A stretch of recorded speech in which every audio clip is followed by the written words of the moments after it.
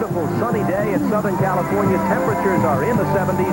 A pair of teams with records of 7 and 5 are set to go at it.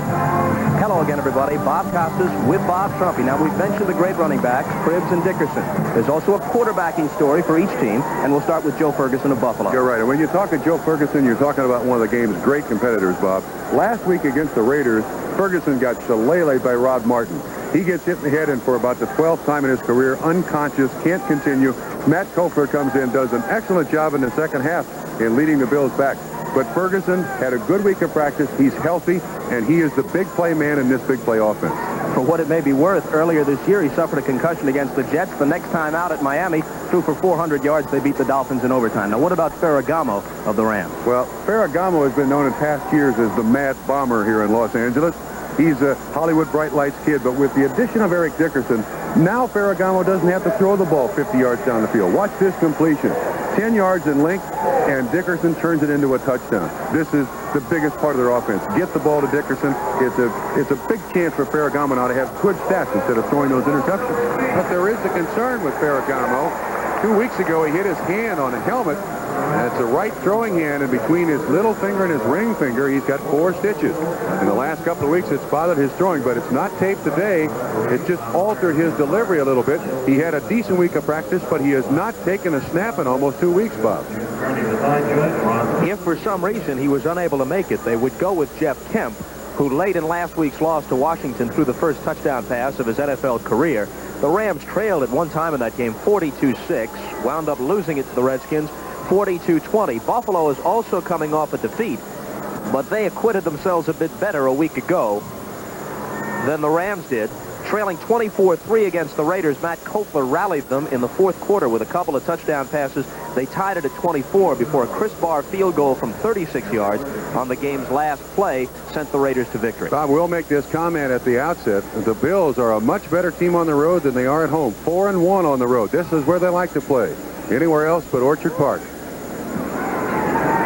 Joe Danello to kick off. They have had a procession of kickers in Buffalo the past several years. Nick Mickemeyer, Ephraim Herrera, Fred Steinfurt, and now Danello. Henry Ellard is the deep man. And the rookie from Fresno State takes it at the 3 and has a little room. He gets outside and to the 40-yard line before Rob Riddick drove him out. A return of 37. Big start. Coaches always look for the special teams play at the beginning of a ball game to kind of set the tone. Obviously, Mr. Ellard all by himself with great foot speed gets to the outside. Lack of coverage by the Buffalo Bills and a saving tackle by Rob Riddick. Great field position for the Los Angeles Rams first snap. A look at the skill positions, as they refer to them, with all due respect to the offensive lineman. Dickerson, 1,406 yards. Gooman is the so-called up back.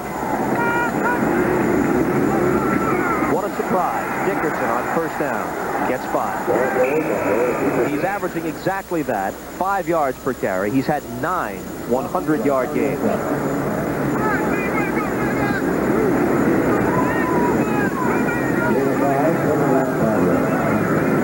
Buffalo defensively, Jim Haslett has been reactivated, saw his first action of the year a week ago, but not yet in the starting lineup.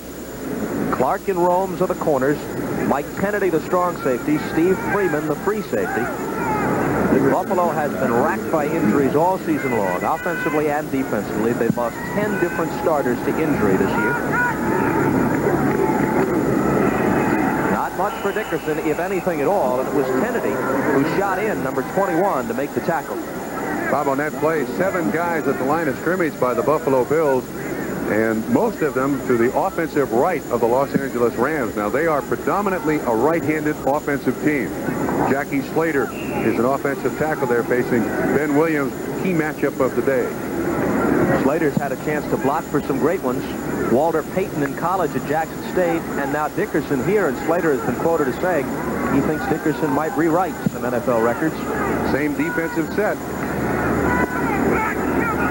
Third down, we'll call it 6. It's Kennard in motion. See how much zip Ferragamo can get on it. Well, he just lobs this one out. There's some contact Dickerson was complaining he was interfered with, but gets no satisfaction, and the Rams will have to kick.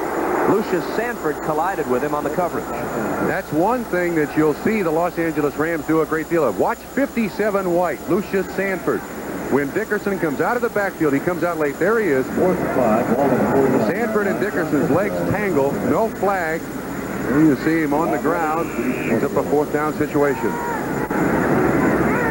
John Misko to punt, averaging 39.6. Rob Riddick is the deep man, standing at the Buffalo 15.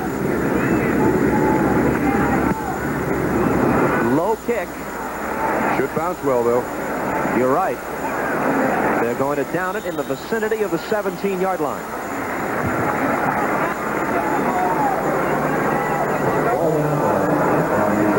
The Buffalo offense, the kick was good for 38 yards with no return. Booker Moore joins Joe Cribbs in the backfield. Julius Dawkins and Frank Lewis, nursing a shoulder injury, are the wide receivers, and Tony Hunter, the rookie from Notre Dame, is the tight end. And now let's make a correction. Lewis was slated to start. The shoulder is bothering him. There's Kay Stevenson, youngest head coach in the NFL at 38. And so Lewis is out, and Byron Franklin, second-year man from Auburn, wearing number 85, starts at wide receiver. Cribbs shifts into a wing.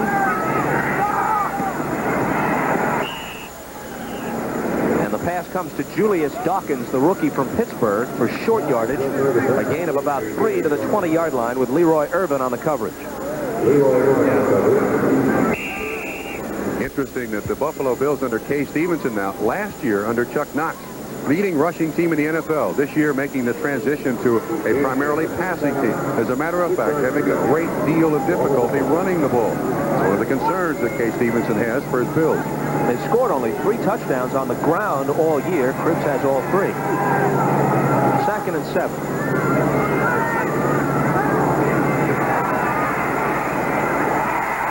Completion to Moore out of the backfield, and that's 1st down yardage. Out to about the 28-yard line with Jim Collins and Carl Eckern, the 2 inside linebackers, combining on the stop. A turnaround under Johnny Robinson this year for the Rams. 7-5, and very much in the battle, at least for a wild card and possibly for the title. In the NFC West, Owens, Collins, Eckern, and Andrews, the linebackers, and there's the secondary. The first time they've had their entire secondary healthy in more than a month. I made the comment that the Bills are making a transition from a running team to a passing team. The Rams the opposite, from a passing team to a running team under John Robinson. When you've got Eric Dickerson, I guess that strategy pretty much is obvious. 1st down from the 28. Good zip on that ball, and the completion to Tony Hunter. And the rookie tight end has his 32nd reception of the season and another 1st down, or at least very close to it. Let's see where they'll spot it. Close enough to measure. Mel Owens on the tackle. The Rams primarily a zone team. They don't get to the quarterback very much. And Bills have not run the ball yet. Hunter out of Notre Dame, 1st round pick. And with Mark Brammer hurt out with a pulled calf muscle, he now starts. Excellent, big target, knows how to catch the ball. Just short of the 1st down, and that's something that I think Tony Hunter will learn. With his size, he's got to take on some hitters instead of run around them, run through them. 2nd down and about a foot for the 1st down. Ferguson has completed all 3 passes he's thrown. 2nd down, ball on the 47. Here's the final. 11 minutes and 40 seconds to play in the 1st quarter. The Rams couldn't get a 1st down in their first possession. This is Buffalo's first time with the ball. And the give is to Moore. Very short yardage, but enough for the 1st down before George Andrews, the 5th-year player from Nebraska, makes the tackle.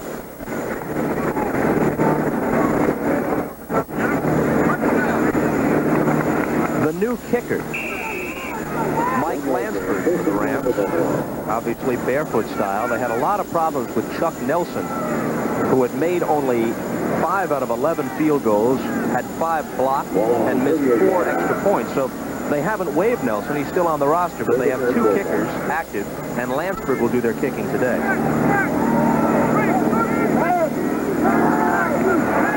Ferguson back to the air on 1st down from the 38, and again he's right on target. The catch is made by Byron Franklin. front of Eric Harris. And what is strange, 13 yards on the catch. The Bills have not run the ball, and yet they're running play action.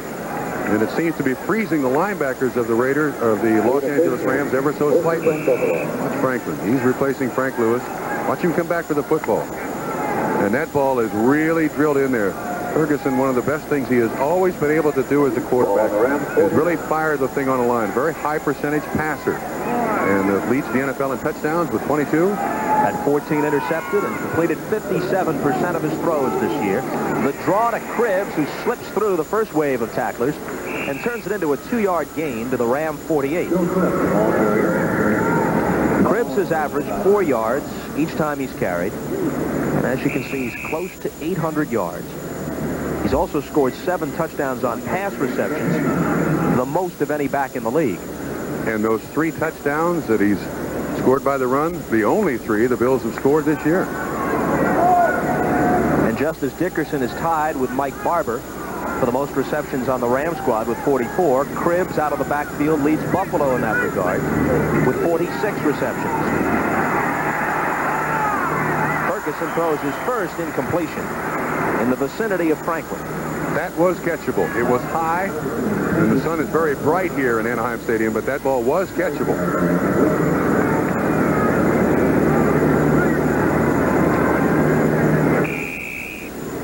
And now it appears they take out Booker Moore and Tony Hunter and go with 3 wide receivers. 3rd down and about 8. Last week, Buffalo had a great deal of difficulty converting 3rd downs to 1st downs. One of their poorest performances of the year. They were successful only 1 time in 9 third down tries. They need 8 here. And it's off the fingertips of Van Williams, who had come in as an extra back, making his first appearance of the game from scrimmage, a first-year player from Carson Newman. And they'll have to kick.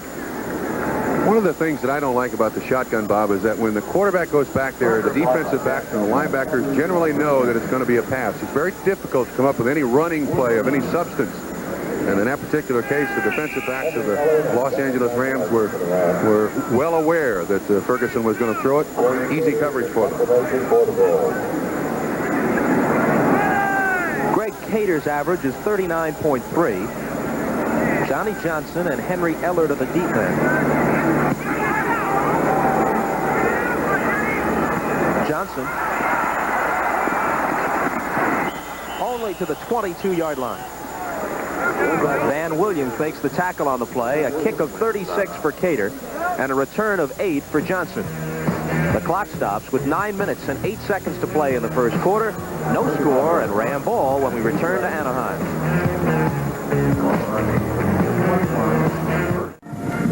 Well, the Rams can't complain about the help they've gotten elsewhere the past couple of weeks. Atlanta beating San Francisco a week ago on the Billy White Shoes Johnson miracle pass.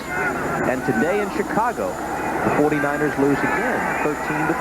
Ooh, this is for first place in the NFC West. A Rams victory would give them undisputed possession of the top spot. Dickerson carries and turns what looked like very little daylight into about a 6-yard gain.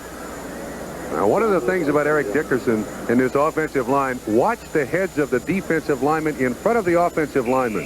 He'll make their heads go inside or outside, and then he'll go the opposite way that defensive head goes. Let's see if we can pick it up here now. You see Slater, the head goes outside, and Dickerson cuts back inside, right in front of the official. That's reading a block, which is what he does very, very well. Dickerson, who had his poorest output of the season, 37 yards on 12 carries against Washington last week, has 10 yards on 3 carries so far today. With Ferragamo's pass incomplete, intended for George Farmer, number 84, with Mario Clark on the coverage. Miscommunication somewhere. Farmer did not run the proper pattern, or Ferragamo just forgot where Farmer was going, but they'll come back and talk to each other, try to straighten that out. Now let's take a look at the battle in the pits. Doug Smith has missed the past 3 games with a broken right hand. He has a large cast on it. He's back in starting at center. He will snap left-handed. And the matchup between Slater and Ben Williams is one we want to look at. There's that cast on Doug Smith's hand. Generally a right-handed snapper. They're left-handed. Well, he could load up with just about anything inside there. A piece of lead to clobber somebody with. Whoa. Dickerson, hello. Irvin Parker came up to smack him. And so Dickerson has been held pretty well in check the first 2 series by the Buffalo defense. And Bob, I'll tell you, in this season, that may be the hardest that Eric Dickerson has been hit. You can see the Buffalo Bills once again stacking their defense to the offensive right of the Los Angeles Rams. And the Rams continue to run over there. They got to come up with a play to the left-hand side to get away from Irvin Parker on that blitz. Riddick is standing at the 35 now, awaiting Misko's kick. The Ram kicking game has not been the strongest part of their team this year. Fair catch at about the 34-yard line. That one carried 42 with no return, so Johnny Robinson can't complain about that. And once again, a timeout on the field with 7:39 remaining. With that San Francisco defeat today, their record goes to 7-6. A Ram win would make them 8-5. There was a time, Trump, when the Ram cheerleaders were known as the Embraceable U. No. E-W-E-S, right? Don't tell me. What do they call them now? The Rams cheerleaders? They call this offside against somebody. And No, that's encroachment. oh, I'm sorry. Ben Drive is the referee. The officials today will have a little suntan oil on. This is a spectacular day in Southern California. The offensive line of the Bills, the veteran Tom Lynch, is in for second-year man Justin Cross, who injured his knee last week. Defense encroachment. You're right, so it's 1st and 5 for Buffalo. 7:39 remaining in the first quarter and no score. Cribbs gets about 3. It's a good down to play with here, perhaps. 2nd down and 2. Correct. This is the starting defensive line in a 3-4 setup, but we'll also see a lot of Gary Jeter, number 77, and Charles Desjardins, number 70, who happens to be in there right now. 2nd down and 2. This is the quarterback's delight, the head coach's delight. Play action. Try to get the ball down the field, loosen up the defensive backs a little bit here. Well, they go with Cribbs, and Cribbs busts it right up the middle of midfield. George Andrews makes the tackle, but not before a gain of 8. Probably just as good a weapon. Cribbs in his career with the Buffalo Bills has always seemed to respond. And I heard Dick and Merlin talking on Thanksgiving Day about the possibility of Billy Sims going to the United States Football League. This young man is as gifted a running back as you can find for all-purpose yards, and the Bills can ill afford to lose him to the United States Football League, and there's a chance, a very real chance, that they will. As the replay showed, Cribbs can thank center Will Grant for a good block on that play. Carry again. And this time they're waiting for him. A loss of at least 1. Carl Eckern smacked him. He's the leading tackler with 88 stops for the Rams. It's one good thing about the Los Angeles Rams defense. They allow just 3.8 yards per rush. Cleveland over Baltimore, 41-23. Bertigliano's boys are hot. Look at the Jets. No one can figure them out, but You're now right. they've won 2 in a row after the thrilling comeback Monday at New Orleans. Speaking of which, the Saints recover and beat Minnesota, and the Vikings really have hit on hard times. Chicago helps the Rams with a 13-3 victory over the 49ers. And we'll continue to check the scoreboard for you as the day progresses. 2nd down, 12. Cribbs in a whole lot of trouble. And back to the original line of scrimmage. Again, Eckern on the stop. So it'll be 3rd and 10. Good defensive back support there by the Los Angeles Rams. They've got, there's, watch, Tony Hunter, 87, the tight end.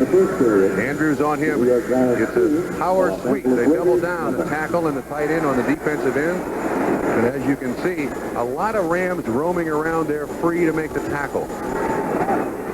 Cribbs has 14 yards on 5 carries. That's already better than he did a week ago against the Raiders. They really bottled him up. He carried 10 times. They held him to 9 yards.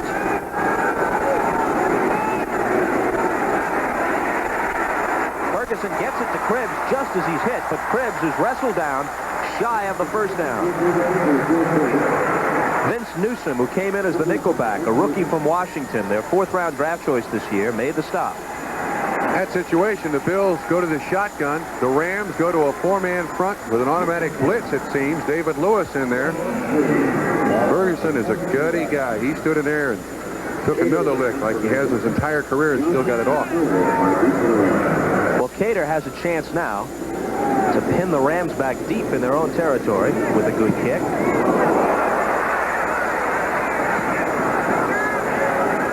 Well, it'll be spotted at about the 16-yard line. Not bad, but it could have been better. Again, the clock stopped. 4 minutes and 9 seconds to play in the first quarter. We've got no score at Anaheim. We'll see who's wearing a smile between those two fellas at game's end.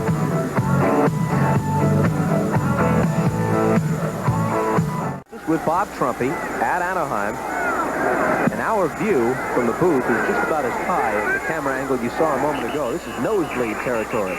Hold everything. No one's going to touch Dickerson on this play. Jackie Slater arguing his case with Ben Drive. It's going to be on the offense, though. Illegal procedure. You'll notice that Eric Dickerson is the sole setback for the Los Angeles Rams. In a conversation I had with John Robinson yesterday, I said, why? And he said, it's very simple. Offense, number 78. That's why he was protesting Jackie Slater. I said, why the single back? And he said, when we started training camp with Eric Dickerson, the fullback kept getting in his way. So he said, forget it. Put the guy on the line of scrimmage. And he's back there by himself. It's quite an honor, isn't it? When they assign the other guy depending upon whether or not he gets in your way. Yep. Dickerson. Some Buffalo people in his way, and did they ever smack him at the 15-yard line? He gets 3 and pays for it. Steve Freeman led the charge from his free safety spot, and Lucius Sanford was also there. You also saw Eugene Marv miss a tackle here. You'll watch. 62, excuse me, that's Parker. He misses the tackle. And that's one thing that they say about Eric Dickerson. He makes people, good tacklers, miss. The thing I'm wondering about is why is Los Angeles continually running only to the right? Perhaps Mr. Robinson will provide an answer, diversifying things as the game moves along.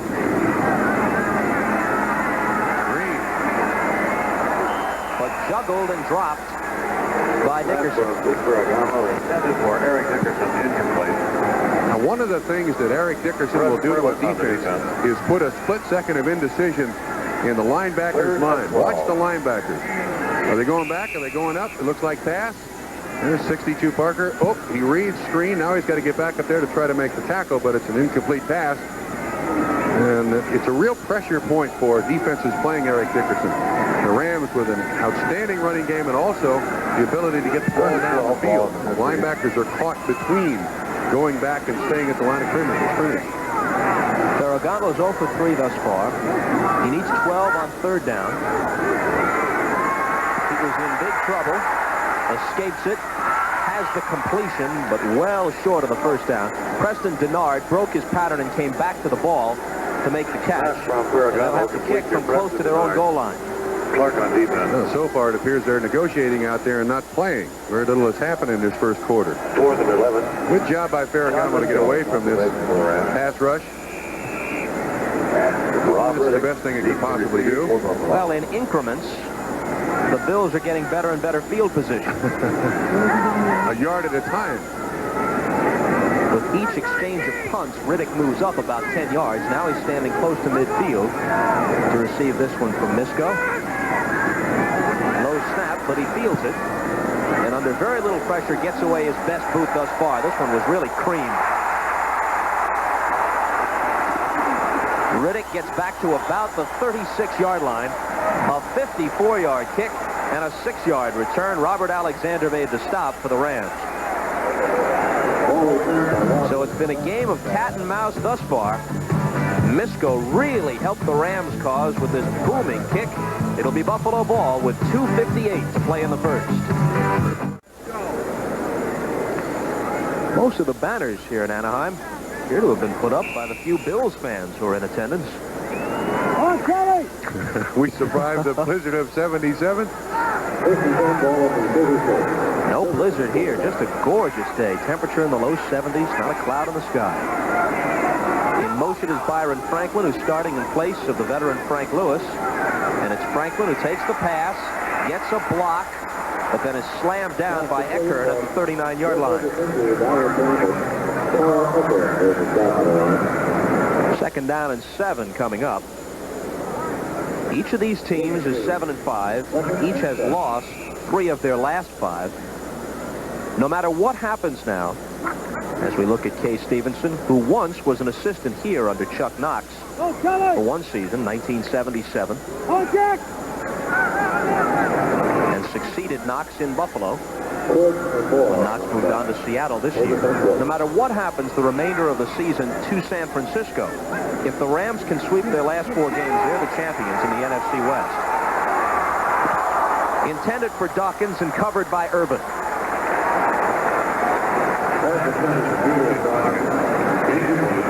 Rams on that particular play had a game up front.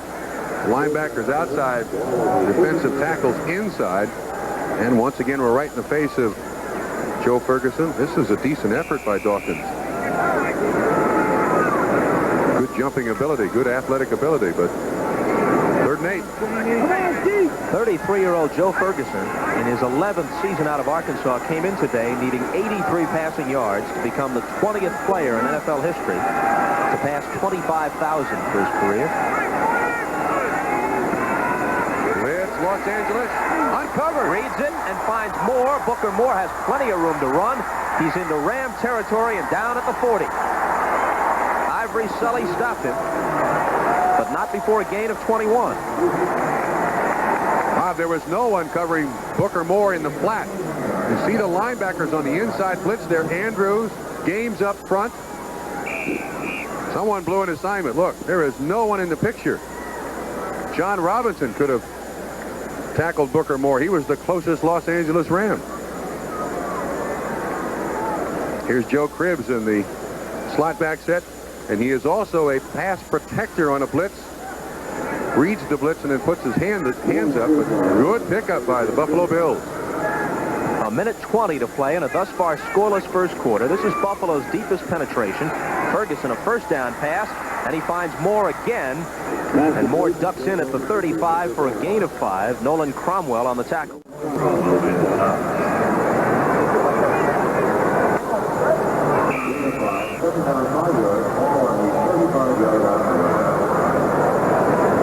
This game has started very slowly, Robert.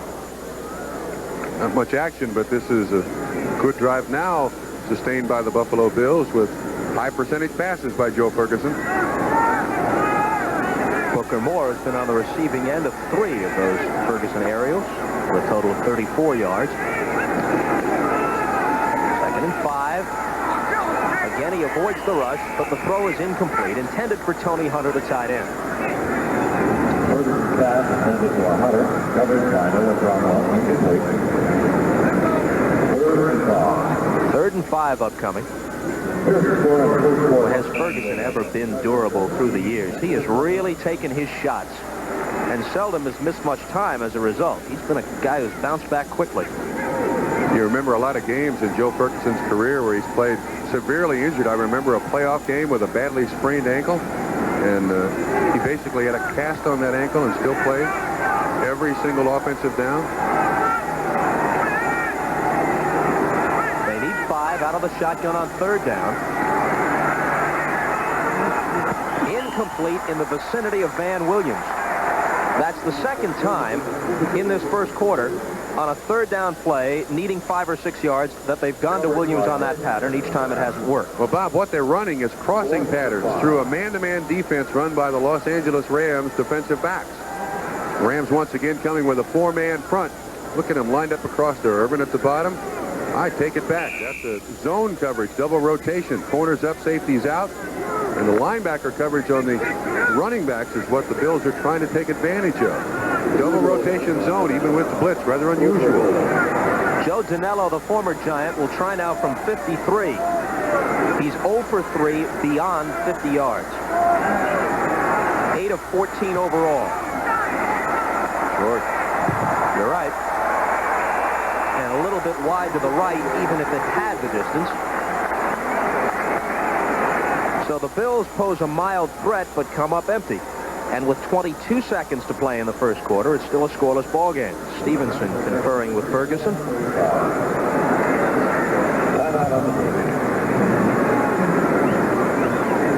Considering all the injuries, the have beset this Buffalo club.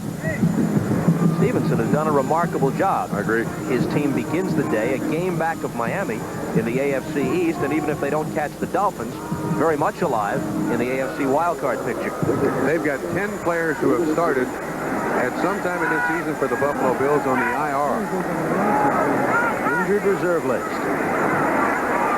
Ferragamo completes his pass to Barber, the veteran tight end, who slips a tackle and then is out of bounds near the 45-yard line with 15 seconds to play in the quarter. Mario Clark missed on Mike Barber. He's the tight end in tandem with Hill. Ferragamo going to something else besides Eric Dickerson carrying the ball. Watch the missed tackle here by Clark. Barber, formerly with the Houston Oilers, and a big addition for this football team. An outstanding blocker. And he, along with Dickerson, are the two leading receivers coming into this ball game for the Rams. They spotted at the 44 where it's 2nd down and 1.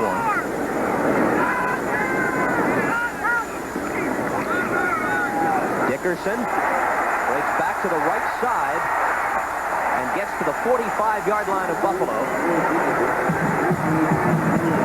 for a gain of 11. There is no substitute in the NFL for speed. Dickerson to the left, and then with that great acceleration, 2 strides, and he's outside. Watch this stiff arm. When he was at SMU, he was no pony. He was a Clydesdale. Bench presses over 400 pounds. Scored 48 touchdowns with the Mustangs, equaling the legendary Dope Walker's points scored record with 288. All of Dickerson's came on touchdowns. The Doper, of course, was a place kicker, as well as an all-purpose threat, running, passing, receiving. The catch is made by David Hill, and on the last play of the first quarter, Hill is inside the 40-yard line of Buffalo. Lucius Sanford made the tackle. Looked like at the end of that play that there was a hand on the face mask. Let's look again. Lucius Sanford, 57 white, has got the shoulder pad, not the face mask. And Hill with a good pickup. So when the second quarter begins, the Rams will be on the move at the 38-yard line of Buffalo, facing 2nd and 4. First quarter, Buffalo had the ball 10 minutes and 45 seconds. The Rams just 4:15, but the first quarter ends with the Rams mounting their first real drive. And 2nd and 4 now from the 38-yard line of Buffalo. Dickerson. Smack into the middle of that Buffalo defense. It'll be 3rd and 2 coming up as we check with NFL 83 in New York. Thank you, Bob Costas. What a difference a Dan Fouts makes. Back in the lineup for the Chargers. He beats Steve Wilson, gets it to Kellen Winslow for the 2nd time. It's now 14-7 San Diego, first quarter. Back to you, Bob. Well, we saw Ed Luther have his troubles various times. As Fouts' replacement, Don Coryell has to be happy that his main man is back. Luther had a couple of good games. Good fourth quarter against Washington on a Monday night. Big game and a win over Dallas. They need 2 and they'll throw for it. Ferragamo might have had that deflected at the line of scrimmage.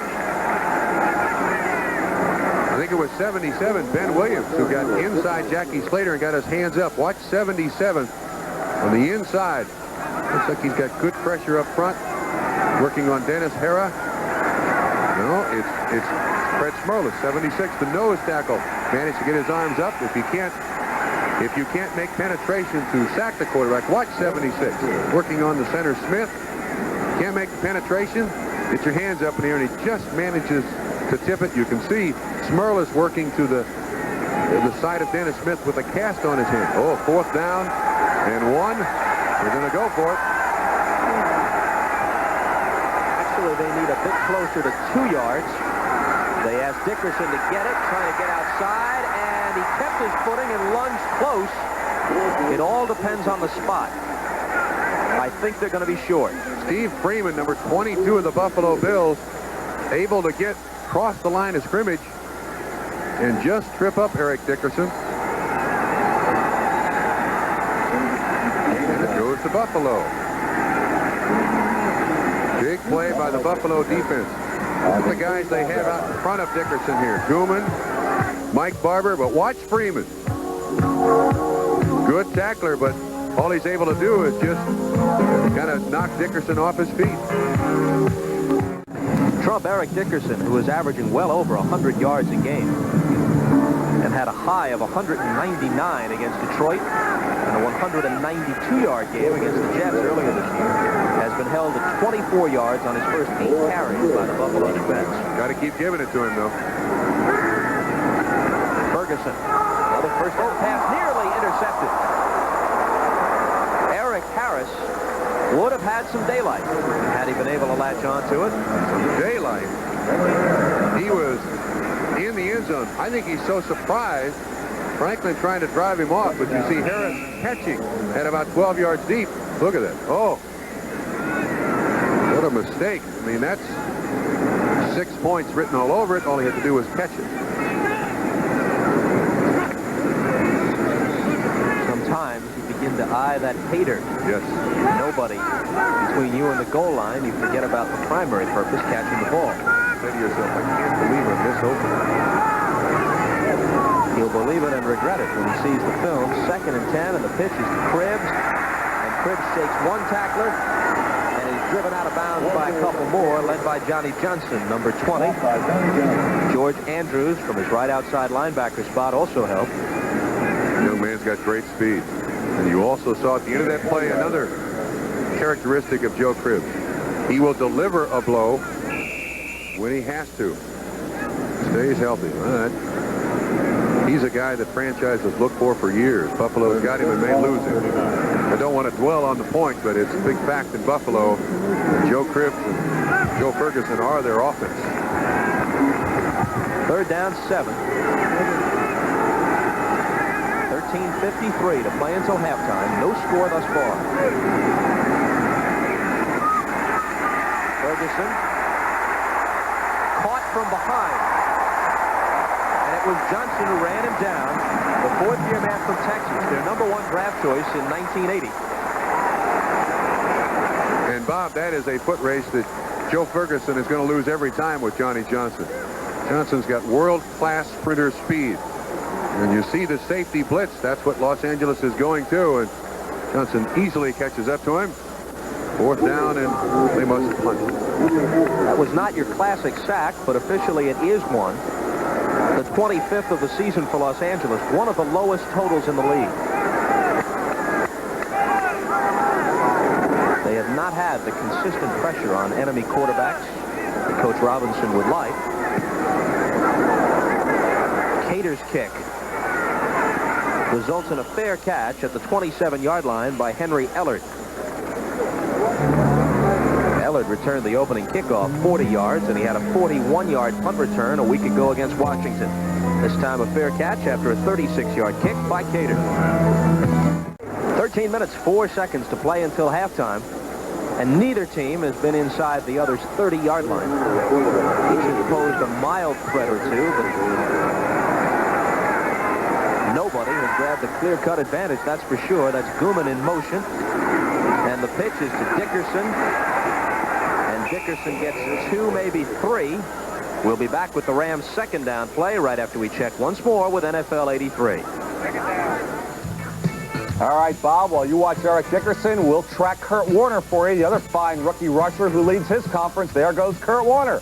28 yards for the touchdown. It's now 7-7. Seattle and Kansas City's 2nd quarter. Back to Anaheim now. All right, thanks, Len. Kurt Warner, of course, one of a handful of NFL backs who have already passed the 1,000-yard mark. Dayton of Chicago, William Andrews of Atlanta, or others. But Dickerson far and away was the leader with 14:06 coming in today. He hasn't been able to add all that much to it against this tough Buffalo defense in the first half. Eugene Marv, who is their leading tackler, with better than 150 stops for the season now, is in on this play. Excellent tackler from the inside, and you'll watch Dickerson come back to the inside right to Marv to make the tackle. Dickerson averages carrying the ball 23 times a ball game for the Los Angeles Rams, and Robinson has great confidence in his ability. He also mentioned to me that Dickerson will wear every pad invented. He wears a flak jacket. He's got elbow pads. He's got a neck collar. He's got hand pads. He's got double big thigh pads on his pants. He wants to be protected. Which is only smart. 3rd and 5. Batted up in the air and then caught on the deflection by Preston Denard. And Denard has a first down at the 44-yard line. They get 13 gift yards on the play. That ball was tapped in the air by Michael Kennedy from behind the offense. About 7 years ago, this would have been an incompletion. But there's Kennedy, ball up in the air. Denard, right place at the right time. That's not the way they draw him up on the chalkboard, but Robinson will certainly take it. First down.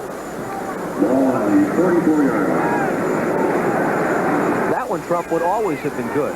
What they outlawed was right. the deflection between two offensive players. They made that legal. That used to be illegal. Thank you. The catch is made on the bullet out to the right side to George Farmer for short yardage, 4, maybe 5. It used to be that if one offensive player hit the ball, then a defensive player would have to touch it before another member of the offensive team could make a legal catch. Now anybody can catch it on any kind of carom, no matter who touched it. Thanks for straightening me out. Anytime. I appreciate it. One thing you must give Buffalo credit for right now is that they have taken Los Angeles basically out of their offensive game, and that is constantly giving the ball to Eric Dickerson, who stands at about 6.5 yards deep from the line of scrimmage. 2nd and 6. Here's Dickerson. Breaks a tackle. Lowers his head and drags people to the 45-yard line of Buffalo for a first down. One of the things about Dickerson is that he'll pretty much freelance back there. He's now got 11 carries for 37 yards, and Robinson, realizing the athletic skills of Eric Dickerson, lets him do what he wants. He's got the speed to get outside with great acceleration, and he's also got the strength and the power to break some good tackles. Dickerson accounts for roughly 78% of the Rams' rushing offense. No back in the entire league for any team has such a big chunk of his team's yardage. Ferragamo wants it all with the deep throw and a touchdown. The catch is made by George Farmer, the second-year man from Southern. It covers 45 yards, and the Rams are on the board.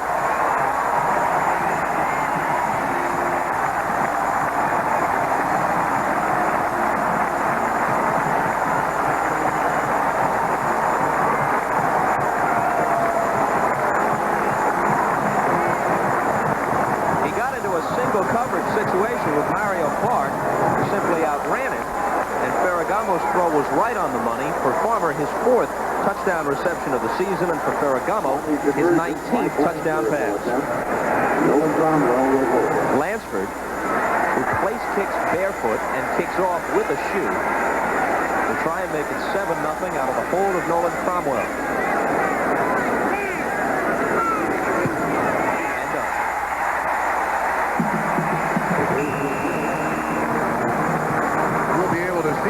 Dickerson had just gone out of the ball game. That's Barry Red, number 30. Kind of a little play-action fake. It did appear that Clark got turned around, and Farmer, with great speed, just waits on the ball. Ferragamo, we said at the top of the show, with the stitches in his throwing hand, showed no evidence of any problems whatsoever there. Excellent throw, great catch, and the Rams are on the board. 7-0 LA with 9:19 play until halftime. Mike Lansford has donned the shoe. He gets set to kick off. And it'll be Rob Riddick at about the 8. Back to the left and hello at the 10-yard line. Eric Williams, a reserve linebacker. There he is, number 66. Got down there in a hurry and just smattered Riddick at the 10-yard line. Smattered, you say? I don't even know if that's a word, is it? How about battered? Or splattered. There or you smacked. go. But what they got It's a Riddick combination to do, of all those things. What they got Riddick to do is run sideways. And, of course, that's a special teams player's dream. Catch one of those guys going sideways. There's such a word as smattered. You could have something smattered all over the floor. Or just a smattering of paint is a little bit of paint, but you can say what you want. Just drop the subject. 10-yard line.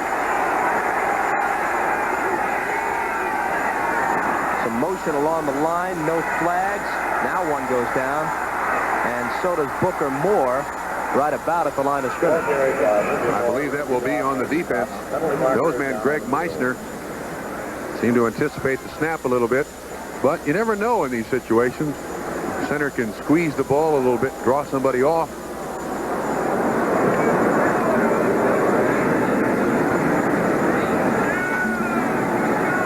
Buffalo thinks it's against the Rams. It's the first penalty of the ball game, isn't it?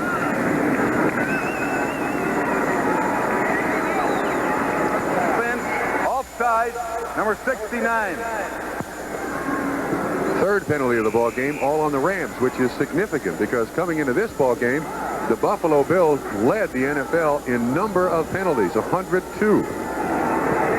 So far, they played a quarter and a half without a penalty. Greg Meissner, the nose tackle, was offside, so it brings up first and 5 from the 15. 9:02 to play in the first half. 7-0 Rams. Moore, well, he pops right through there. And Booker Moore has a first down at the 28-yard line, a gain of 13. Nolan Cromwell makes the tackle. Again, Cleveland over Baltimore, as we mentioned earlier. And the Browns very much alive, at least for a wild card. The Jets keep their slim hopes alive. And New Orleans recovers from their heartbreaker Monday night to bounce back and beat Minnesota. Chicago's win over San Francisco is a godsend for the Rams. And Washington had more trouble than you might have thought with Philadelphia, 28-24.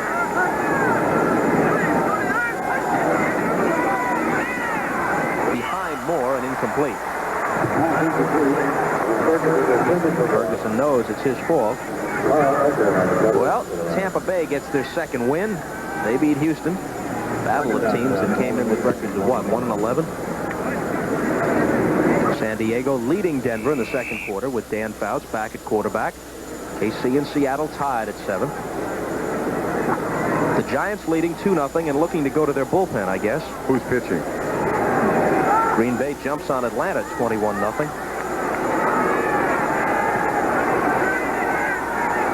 Ferguson has completed 7 of 14 for 67 yards.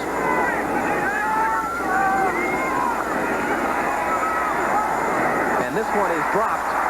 It was thrown well. There's a flag down. Hunter couldn't hold it. He was trying to turn upfield as he made the grab, and he could have run for a bit more yardage. That's going to be a penalty against Mel Owens. Pass interference, holding on the defense on Joe Cribbs. Cribbs was coming out in the flat. I will make this comment to this point in this football game. Buffalo is just not yet in sync. Defense, number 58. That's a first down. That's Mel Owens.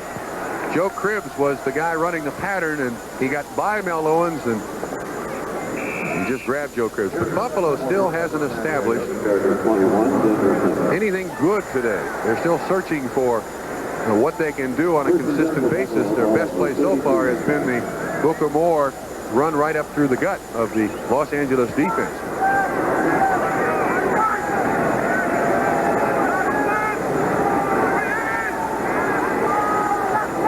So again from the 32-yard line. It's Moore. And right up the middle he goes once more, close to a first down. And it's Mel Owens who's in on the tackle. Another update as we return to New York. Thank you, Bob Costas. Look at this shotgun play. Bill Kenny for Kansas City fires it over the middle to the rookie Stephon Page from Fresno State. Kansas City now on top in Seattle, 14-7. Now let's go back to Bob Costas and Bob Trumpy. Okay, thank you, Lenny. Steve Fuller, the man who Bill Kenny eventually beat out of a job in Kansas City, is here with the Rams as their third-string quarterback. Here is Cribbs. That's close, so he goes back the other way. And when all is said and done, he's got the first down at the 45.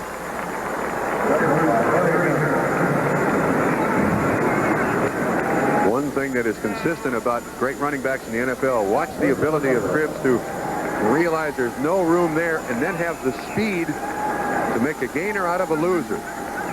Gets by Jack Youngblood. He only picks up maybe 4 inches, but he would have lost about 5 yards had he stayed over on the left-hand side of the offense. We move inside 7 minutes to play in the first half. 7-0 Rams on the 45-yard pass from Ferragamo to Farmer. Ferguson into a crowd, has his completion at midfield.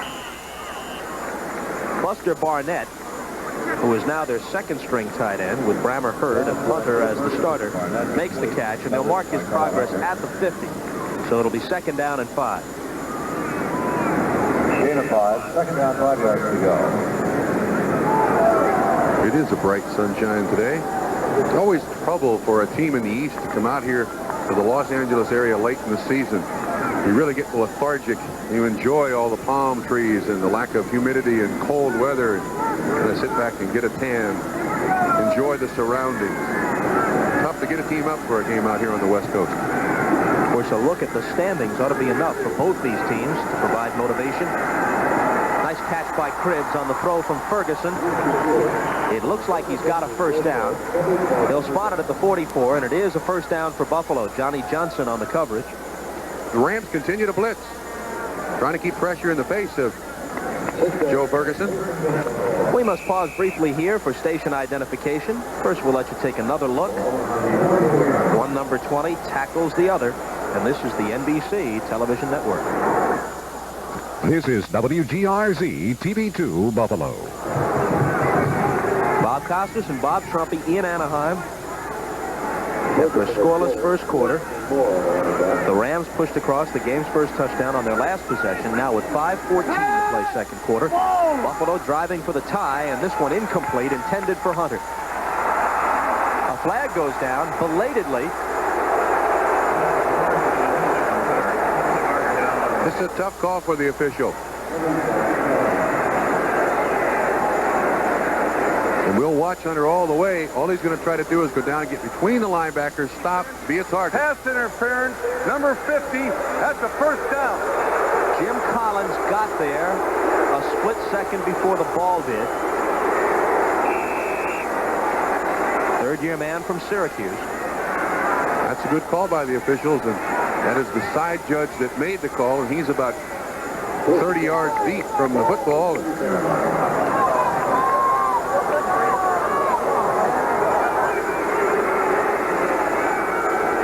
The Rams have been penalized 5 times now. Buffalo hasn't had a flag thrown against them yet. Whoa! Nice timing pattern to Dawkins. The throw was right there.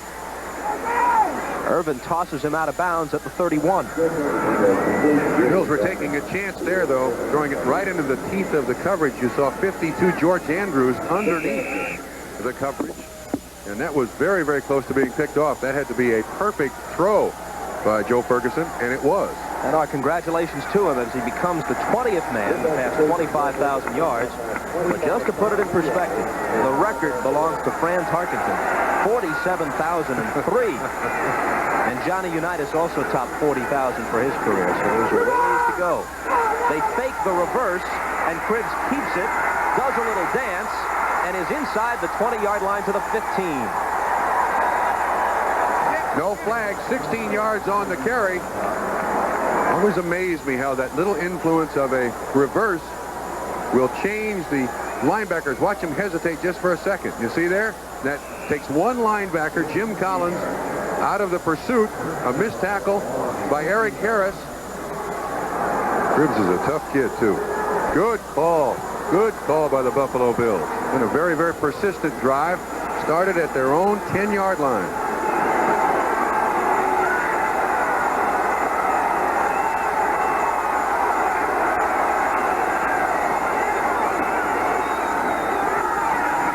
Play-action fake. Ferguson throws on the run into the end zone for the touchdown to Tony Hunter. The 3rd touchdown of the year for Hunter, and for Ferguson, who leads the AFC in this category, the 23rd touchdown pass. One of the problems that a defense has when the quarterback scrambles, of course, they're not really looking at the receivers. They're only watching the quarterback. They're trying to read his eyes, and good experienced quarterback like Joe Ferguson looks off Johnny Johnson, number 20, bam, then goes to the outside to Tony Hunter, and all he's got to do is catch it, which he does. Now Matt Kofler who was a hero in the fourth quarter, replacing the injured Ferguson and almost pulling off the come-from-behind victory against the Raiders, is the holder for Danilo, who hammers it through to tie the game at 7. 4 minutes and 2 seconds to play in the first half in Anaheim. And Buffalo comes right back to tie it up. So no sooner do the Rams take the lead on the long pass from Ferragamo to Farmer. And Buffalo drives 90 yards in just over 5 minutes, capped by the 15-yard pass from Ferguson to Hunter. Now it's Ellard fielding Danilo's kick and getting to about the 25-yard line before being slammed down. Mark Merrill made the tackle on the play. So Ferragamo and company will go back to work. But first we'll take this break. 3 minutes and 53 seconds remaining in the first half. Even up at 7. And a bit of arithmetic for you here. The figures we mentioned a moment ago on that very impressive Buffalo drive for the tying score.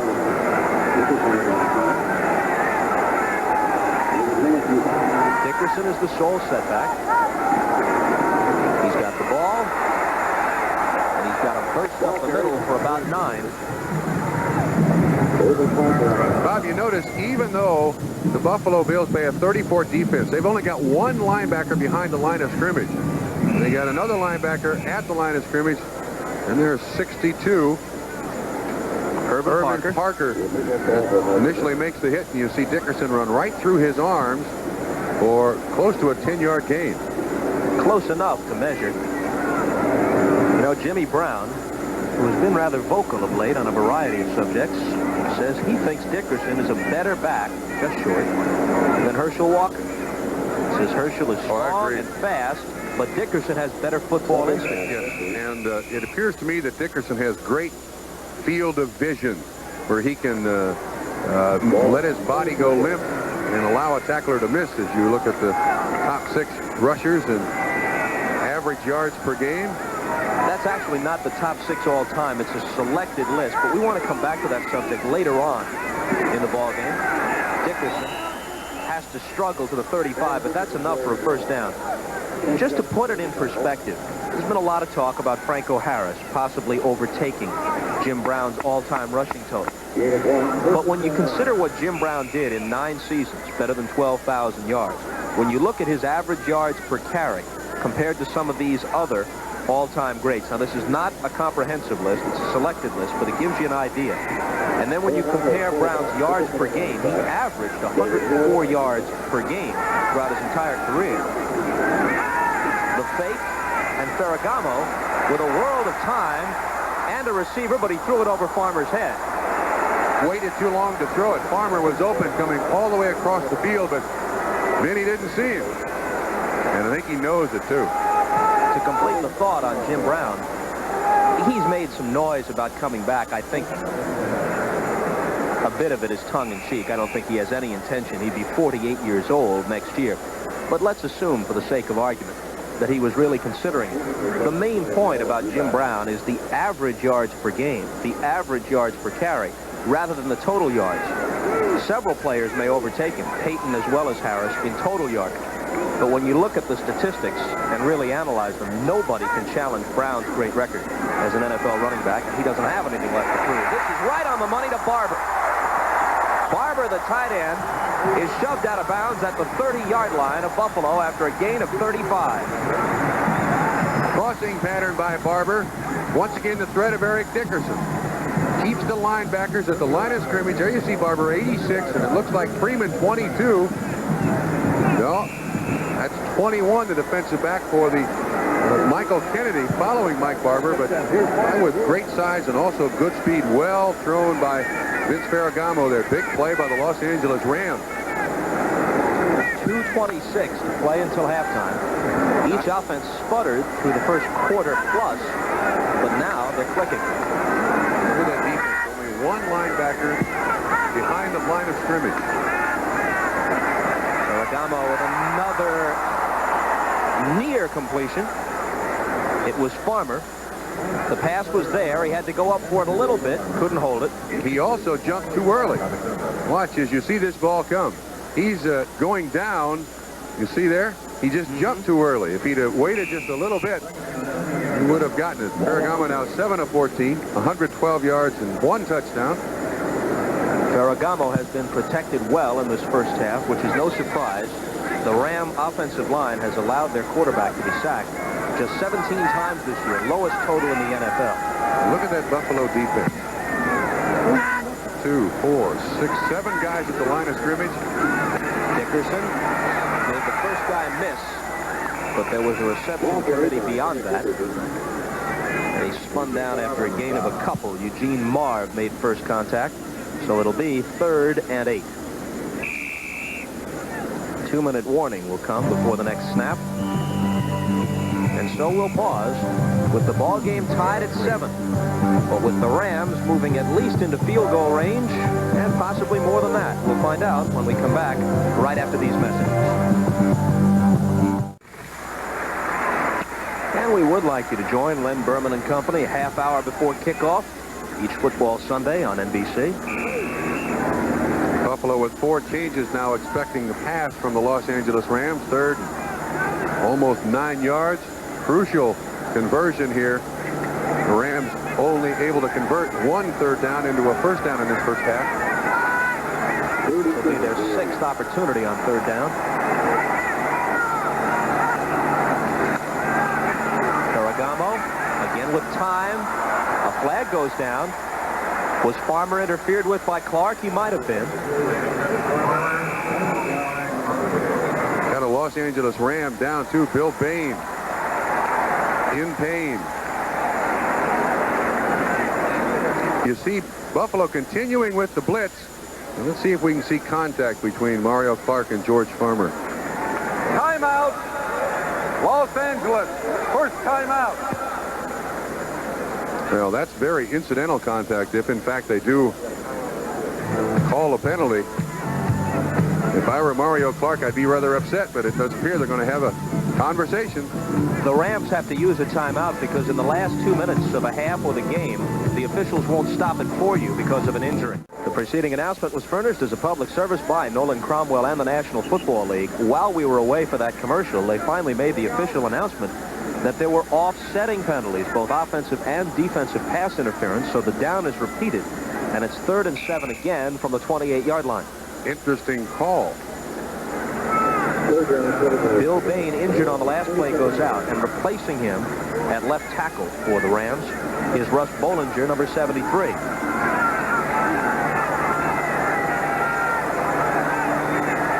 Look at that defense. 2, 4, 5, 6, 8 guys right there in your picture.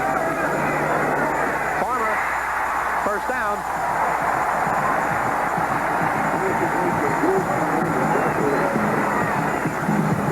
They put Farmer in motion before the snap, and Clark followed him from the far side of the field to the near side, but I don't think he got there in time, and he was behind in his coverage from the snap.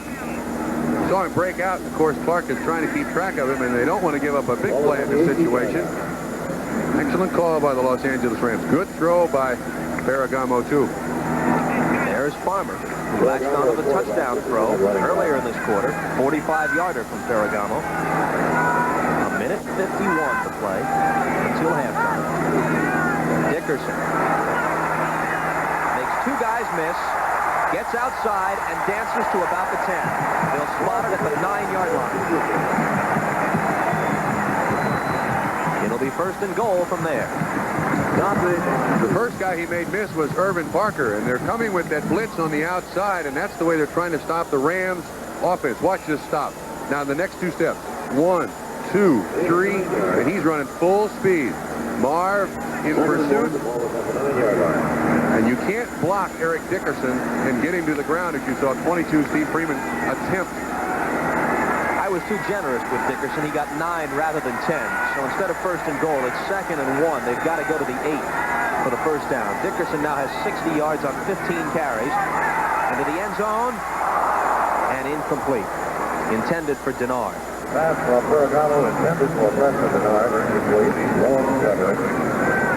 1:40 to play second quarter. We used to call this a fade pattern, and all the quarterback is trying to do is get it out there so the guy can run underneath it. But, of course, it takes a great deal of timing and practice so that the ball is inbounds and in the receiver's hands. 3rd down and 1 now. This is the 10th play of the present Ram drive. The Bills expecting Dickerson to get the ball once again. They got 9 guys at the line of scrimmage, and he does. They expect it, but they can't stop it. That's a 1st down.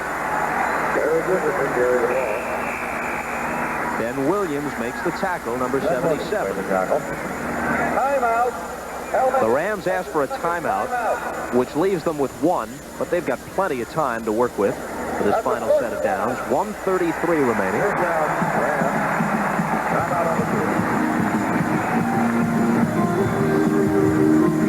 I can tell you now that this telecast is presented by authority of the National Football League, and it's intended for the private use of our audience. Any rebroadcast or other use of this telecast without the express written consent of the LA Rams and the NFL is prohibited.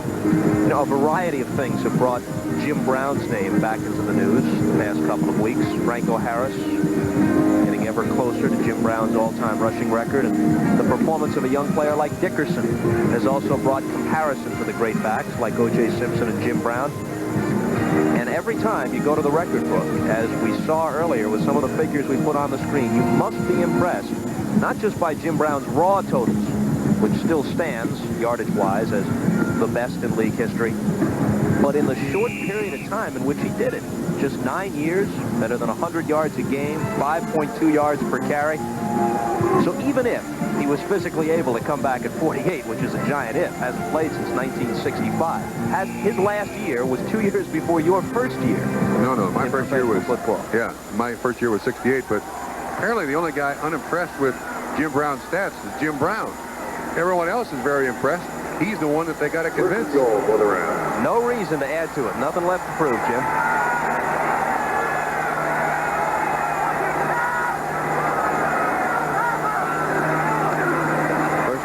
Ferragamo will be sacked for the first time. Clock will stop. Darryl Talley, a rookie from West Virginia, got there.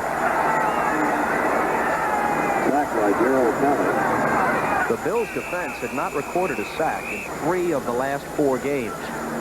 That's their first today. Well, the Rams can't miss this opportunity. You can see an all-out blitz by the Buffalo Bills, and from the outside, they finally get him down in the grasp of Darryl Talley. Good blitzer. To the end zone where Denard is open, but he's out of bounds when he makes the catch.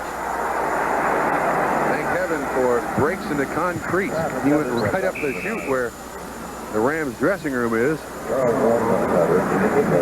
This is an excellent catch, but watch him disappear from view here. He catches the ball clearly out of bounds. And he was open. Yeah, in other stadiums, that could have been disaster. How do you like a screen in this situation? Buffalo is blitzing a lot. I would expect they might do it again. We got a call here. Offense, illegal formation. Decline the penalty.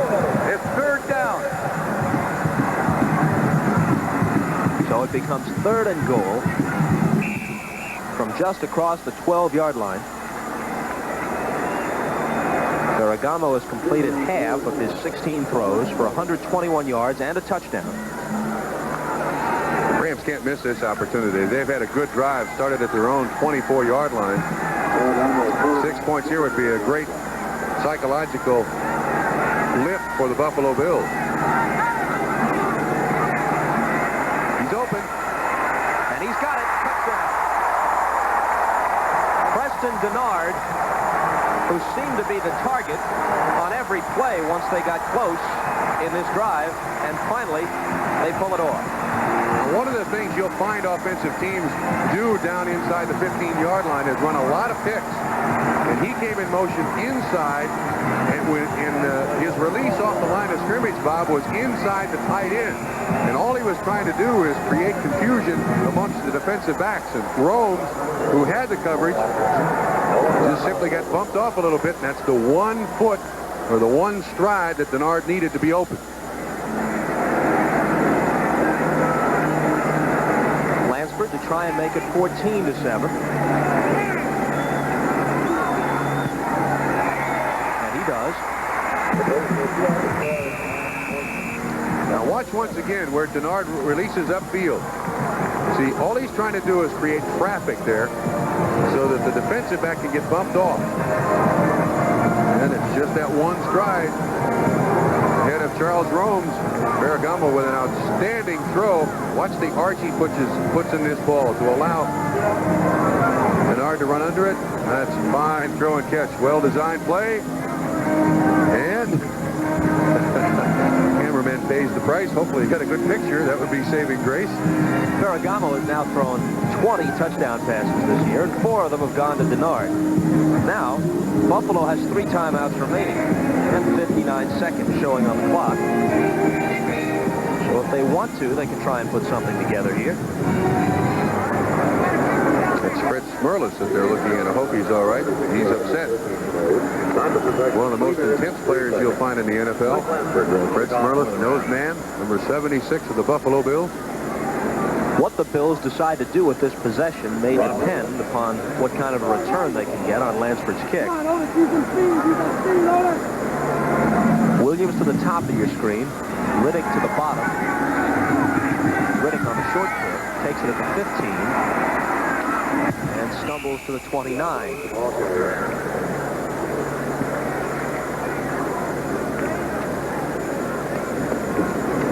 So each team has scored in its last possession. As a matter of fact, the last 3 times a drive has begun, it's resulted in a score. The Rams first, then Buffalo to tie it, then the Rams right back.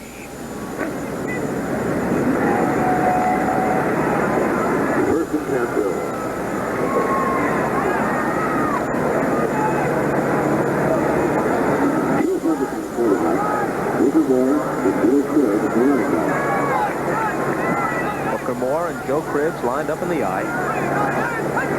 55 seconds remaining. Ferguson's pass complete to Hunter. It's a first down at the 41.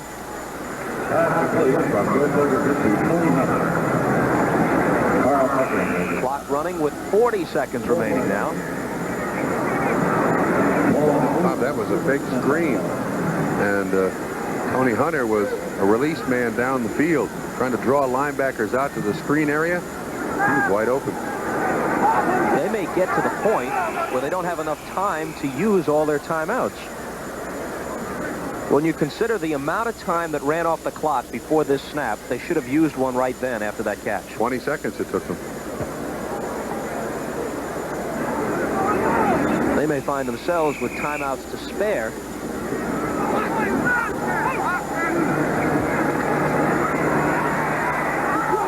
Good throw, right on the money, and then jarred loose by the hit. And the ruling is incomplete. It was Byron Franklin who was the receiver. And you can't throw it much better than that, Joe. And he throws it low and into the ground so it can't be intercepted. That's what you see veterans do. Watch how Franklin has to go down to get it, but a little hit by Eric Harris just spun him around, took his hands off the ball, and was free. 12 of 20 now, Ferguson, 111 yards. There are 12 seconds to play. I don't want to belabor the point, but how are you going to use 3 timeouts in 12 seconds? We've got an illegal formation here. The inside receiver on this side is not an eligible receiver. I don't see a flag. The completion is to Moore, and Moore drives down to the 45, and they stop the clock with, well, it's still running. Now they stop it. 1 second. A gain of 14.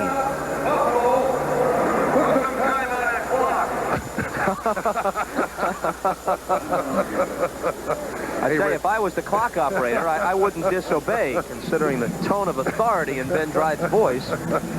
I don't believe that was a rhetorical, put some time on that clock. I mean, he's got 65,000 people that he's trying to instruct there. Somebody is responsible. I like that, a take charge kind of official. People on the stand were wondering whether it was their responsibility. Everybody jumped to try and put some time back on the clock when Dryde spoke. I reset mine. We'll go to NFL 83 at halftime, of course. They're going to wind this down, I would guess, to 4 or 5 seconds. In any event, they'll just have time for one more play. And a reminder, next Sunday, We join Len Berman and company as NFL 83 kicks off week number 14 with feature reports and a preview of the day's games, followed by an NFL doubleheader beginning at 12:30 Eastern Time, featuring an AFC Central matchup between the Bengals and the Steelers, and other games include Miami at Houston and Buffalo at Kansas City. Then the late game beginning at 3:30 Eastern Time. Most of you will see Cleveland against Denver, or in some areas, the Jets and the Colts. That's next Sunday on NBC. Well, if Billy White Shoes Johnson can catch one in the end zone and with just a few ticks on the clock left, I suppose there's hope for the Buffalo Bills in this situation. And on this play, you do throw it in the end zone.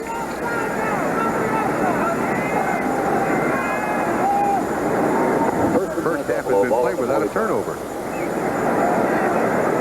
They line Cribbs up as a wide receiver, so they've got 3 guys out to the right and 1 to the left. Ferguson airs it out, and it's caught by Byron Franklin, and he's out of bounds at the 5. You know, I'll tell you what, Nolan Cromwell did a very, very smart thing. He let him catch it.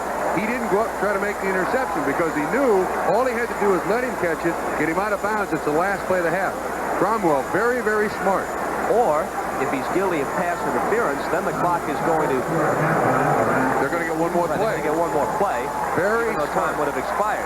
Well, watch Cromwell. He is standing right in front of Byron Franklin, and Franklin turns around and stops, and he realizes that this is an inconsequential pass reception if he does make it, so he lets him make it, and then gets him out of bounds on the ground. Very smart by Nolan Cromwell. Good for 41 yards, but it pads the stats, doesn't change the score. Very close. Very close. 166 to 132. Neither team has had a turnover.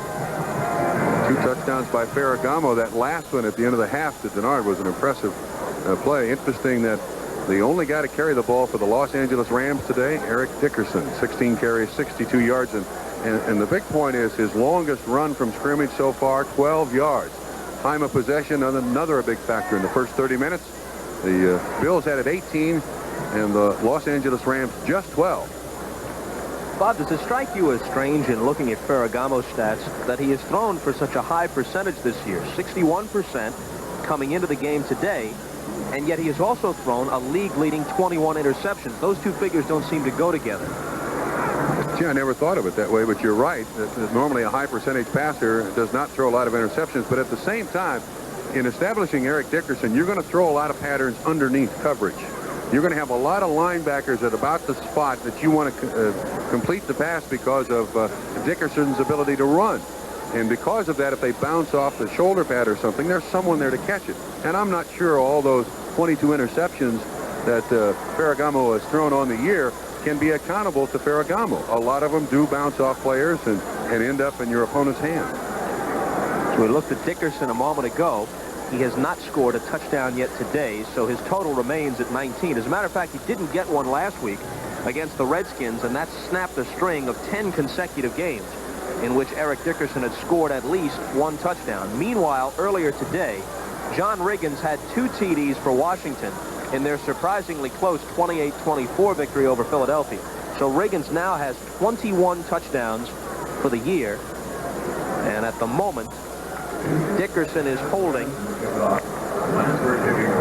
at 19. Bob, first half, I must compliment the Buffalo Bills defensive coaches. They have come up with a defense that has pretty much tied down Eric Dickerson, even though he has, as you said, 62 yards on 16 carries. They've come up with a unique defense, and only having 1 linebacker off the line of scrimmage and 9 guys on the line of scrimmage. It's done an exceptional job. Lansford kicks off. Riddick fields it at the 14 for Buffalo. And down at the 30. One thing they have done with Dickerson is that he hasn't broken off a big gainer against. Correct. 12 yards, his longest run from scrimmage in the first half. So now Ferguson gets another crack at it with the Buffalo offense, trailing 14-7 as we start the third quarter.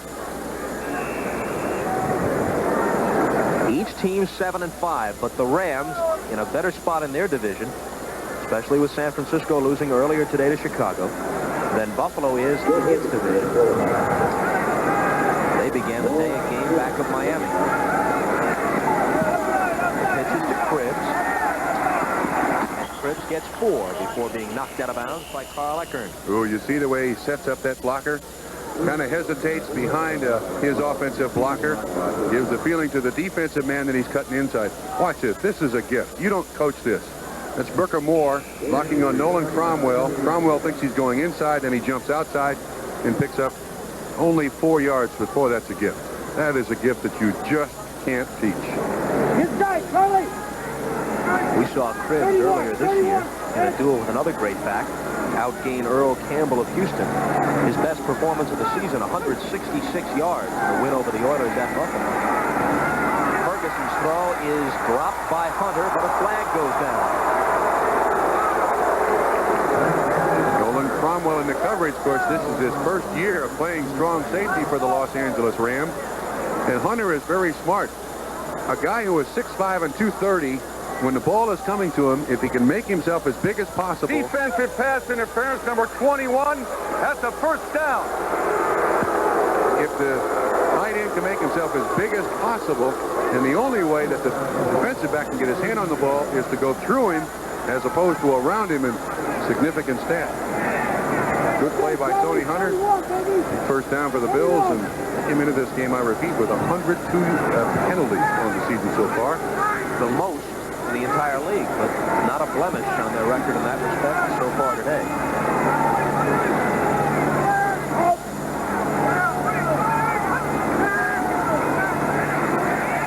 Ferguson firing long down the right sideline, and there's the interception.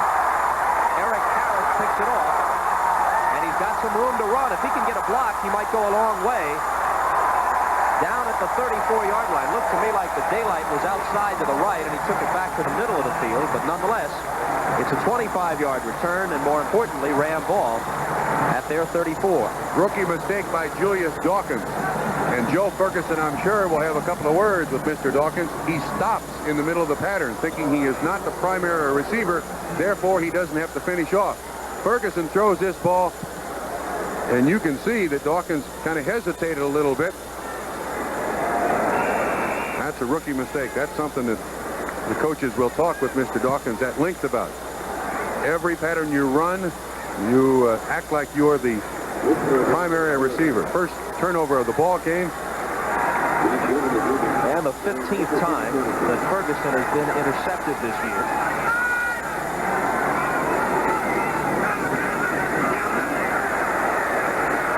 Duman carries, and he's to the 41-yard line. Give him a gain of 7 on the play. Gooman is a new position in the NFL.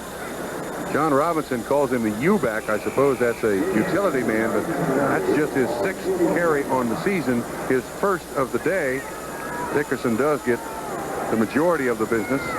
In fact, that's the first time anybody except Dickerson has carried today. Probably the last time, too. We got a pretty good backup man in Barry Redmond, but he could wait forever to replace Dickerson. And here goes Eric to midfield for a gain of 9. That was a saving tackle, or at least he spun Eric Dickerson around by Eugene Marv. Now, that Buffalo defense, look at that. The entire team is standing in front of you. 3, 6, 7 guys at the line of scrimmage, and they're trying to string out Eric Dickerson. But watch Marv just get his hand on Dickerson, spins him around, and Parker's able to get him on the ground. Saving play by Eugene Marv.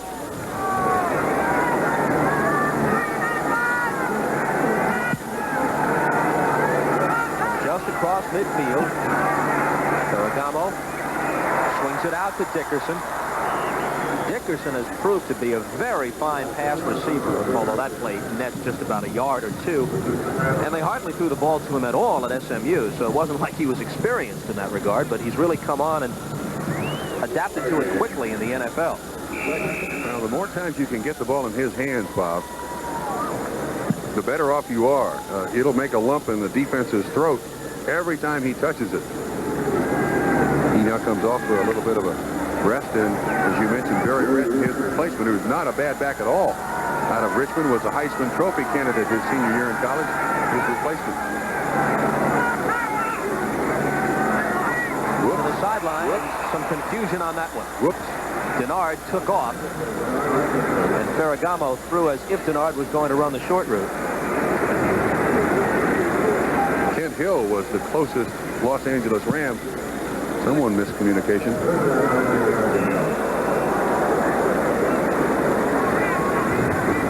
Figures for Ferragamo, the 2 touchdowns have gone to George Farmer, a 45-yarder, and Preston Denard, an 11-yarder. Well, Dickerson is on the bench. Who in the world will they go to? Denard out to the left and Farmer out to the right. Barry Redden is the sole setback, and Ferragamo wants a timeout. He only had 5 seconds on the 30-second clock. And NFL quarterbacks have 30 seconds to get the play off.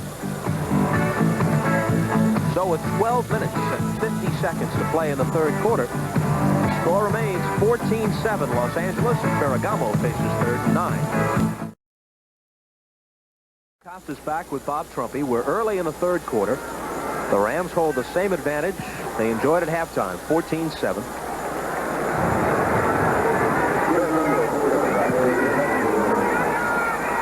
Still no sign of Dickerson. Redden, the lone setback on third and 9. Well protected. And the catch is made by Farmer, who tried to turn it back to get the first down yardage, but he was stopped at the 45. The flag is down on the play, though. That's in the area where it's generally holding. While they try and figure it out, we'll tell you that today's game is brought to you by Ford and your Ford dealer. Have you driven a Ford lately? By Lee Jeans, the brand that fits. And by Honda Motorcycles. Honda, follow the leader. It is holding on the Los Angeles Rams. The Bills will decline it. That makes it 4th down. Watch the linebacker, Sanford, 57. See all kinds of people cheating up there. Lots of activity on the line of scrimmage to try to create confusion for the offensive lineman. Somebody threw free. It doesn't work. Riddick back at the 10. And Misko to punt.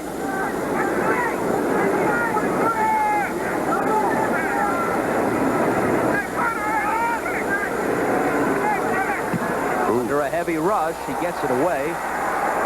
Riddick signals the fair catch, lets it bounce, and the Rams will encircle it and down it at about the 7. Riddick is mad at himself, realizing that if he'd have caught that punt, he would have saved his team about 10 yards. Well, that's a very, very good punt by Misko. And now Buffalo is faced with 1st and 91 to get back in this ball game. The spot is actually closer to the 9, and let's call it a 35-yard punt. But more importantly, no return. And 35 is more than acceptable in that situation. You got that right. Now, the Bills are still struggling to find something that they can refer to as bread and butter today, Bob. They haven't really established anything that they can go to in this situation. Their last offensive set resulted in an interception.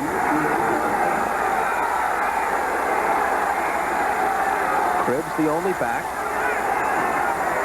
Gets the ball, but not much yardage. Shy of the 10. Eckern first. Collins also there.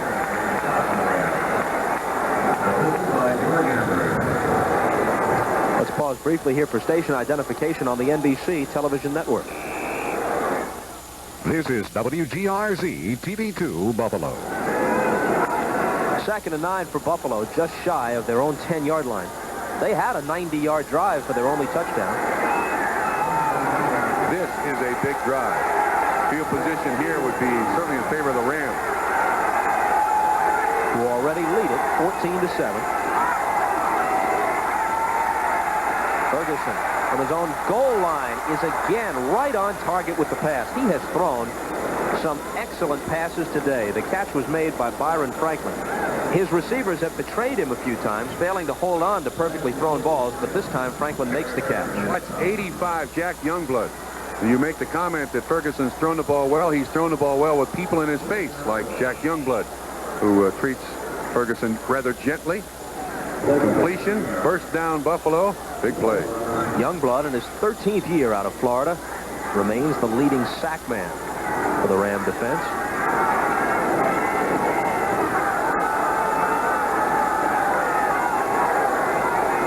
Exactly 11 minutes remain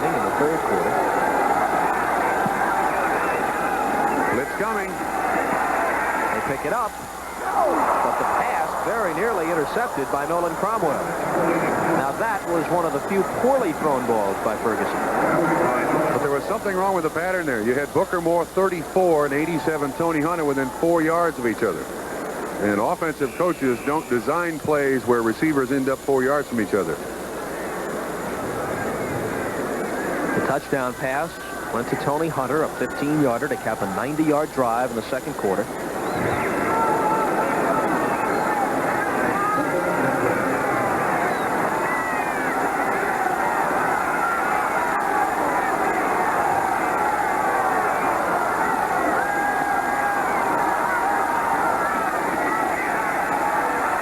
Ferguson backpedaling and throwing it over the head of Booker Moore on the attempted screen.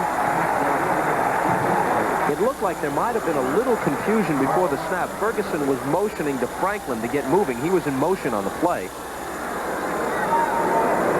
Well, the Bills have just been out of sync today. They've just established nothing. And at this point in the ballgame, they're 1 of 5 in converting third downs to first, and this is a big one. Very telling stat right there. Last week, the Bills had the same problem. What'd you say? They only converted 1 out of 9 or 1 out of 10? 1 of 9. 1 of 9. Gary Jeter is in as an extra pass rusher. Vince Newsom as a nickel back for the Ram defense. From the shotgun, Ferguson. Over the head of Perry Tuttle, and incomplete. Now, it appeared the Buffalo Bills receivers gave up on their patterns too quickly there. That was an all-out blitz by the Los Angeles Rams. In single coverage, you would expect someone to be open. They are playing with backup receivers. We have not seen Frank Lewis today with that bruised shoulder. Of course, Jerry Butler out. These are young people who are learning on the job. Cater standing at his 5.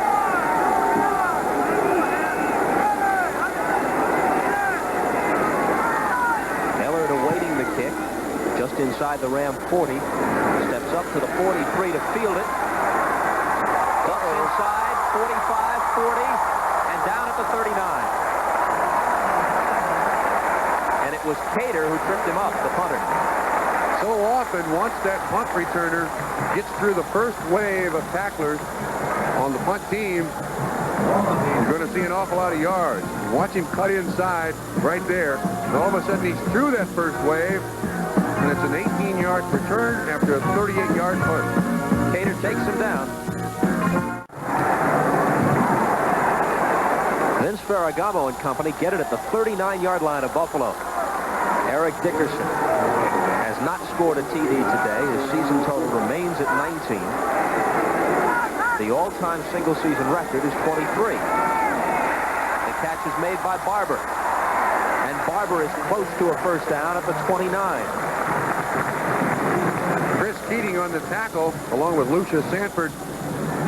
And you can see what the threat of Eric Dickerson does to a defense. It just freezes those linebackers in their steps for a split second. And then you've got areas for people like Mike Barber to get open. You mentioned the thing about Eric Dickerson. You know, he was recruited by John Robinson when John Robinson was at USC. Wanted to make him a tailback. Would have been a pretty good one for the Trojans, just as he was for the Mustangs. Here he is. Second down and less than a yard. He's got that and then some to the 22. Darryl Talley makes the tackle, the rookie linebacker. There are times when Dickerson carries the ball, Bob, that there should be violins playing behind him. And this is one of them. That play is designed to go way left.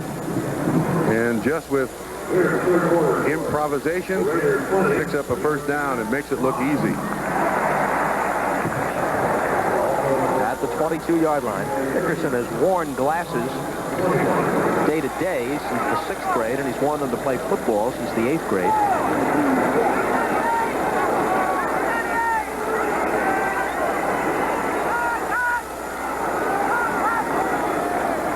From the 22, whoops, incomplete. Whoops. Barber was the target. Late flag on Darryl Talley, 56. And it's going to be a personal foul on the Buffalo Bills. Let's watch. There's Dickerson cutting down Talley. And let's keep watching a little longer. I think he's going to put his foot right down on the head of Eric Dickerson, and that's a no-no. Carroll Talley knows better than that. He does now.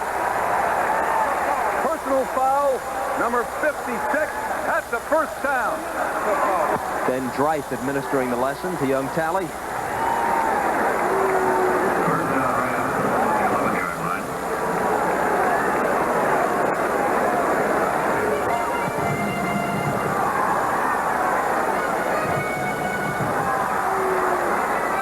So it's 1st and 10 at the 11, and the Rams already leading at 14-7, threatened for more. 8:56 to play, third quarter.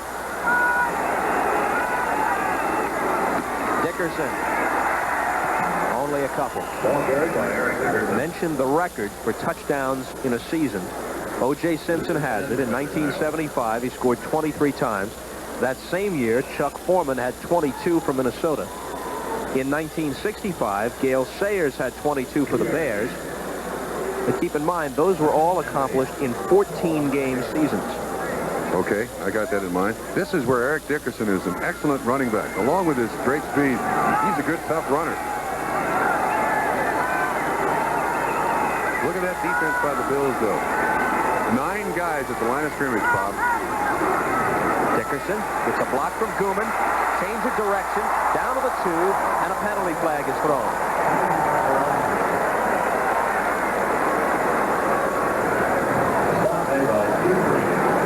Once again, the Buffalo Bills continue to blitz the outside linebackers. Gooman, 44, does a good job blocking. But Dickerson able to cut upfield in a hurry, but it's going to be penalty against Buffalo, and the gain will stand.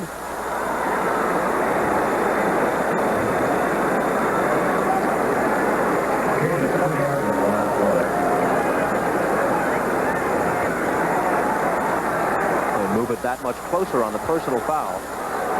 Number 76, half the distance to the goal line. That's a first down. You know what happened there? The center cut Fred Smerlis' legs out from underneath him. And Fred Smerlis didn't like it, and I told you earlier how intense a player he was. Just in retaliation, I think he fired at the center and Doug Smith and got a penalty. The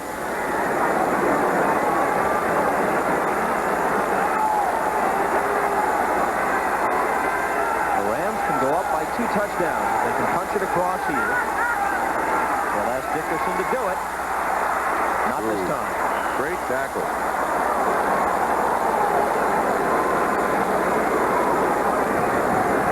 Marv Kennedy had a lot of people there to stop Eric Dickerson, along with Bill Acker. That was an outstanding tackle from the inside. They lose a yard, maybe a little bit more. Back to the 2.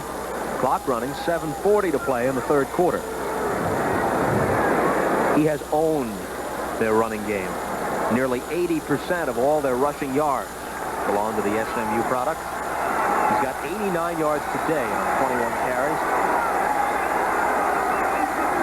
Once more. Did he get there? Yep. He did. Touchdown number 20.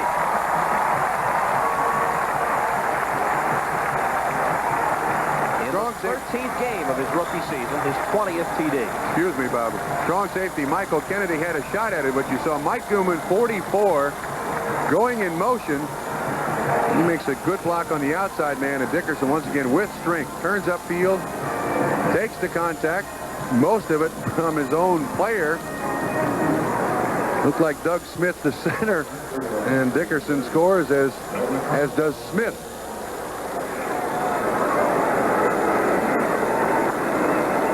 Lansford making his 1983 debut as a Ram place kicker.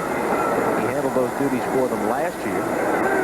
Now has replaced Chuck Nelson this season, and he's 3 for 3 on point after tries and hasn't had to attempt a field goal yet. Once again on that sweep, watch Mike Gooman, the up man, the eye back.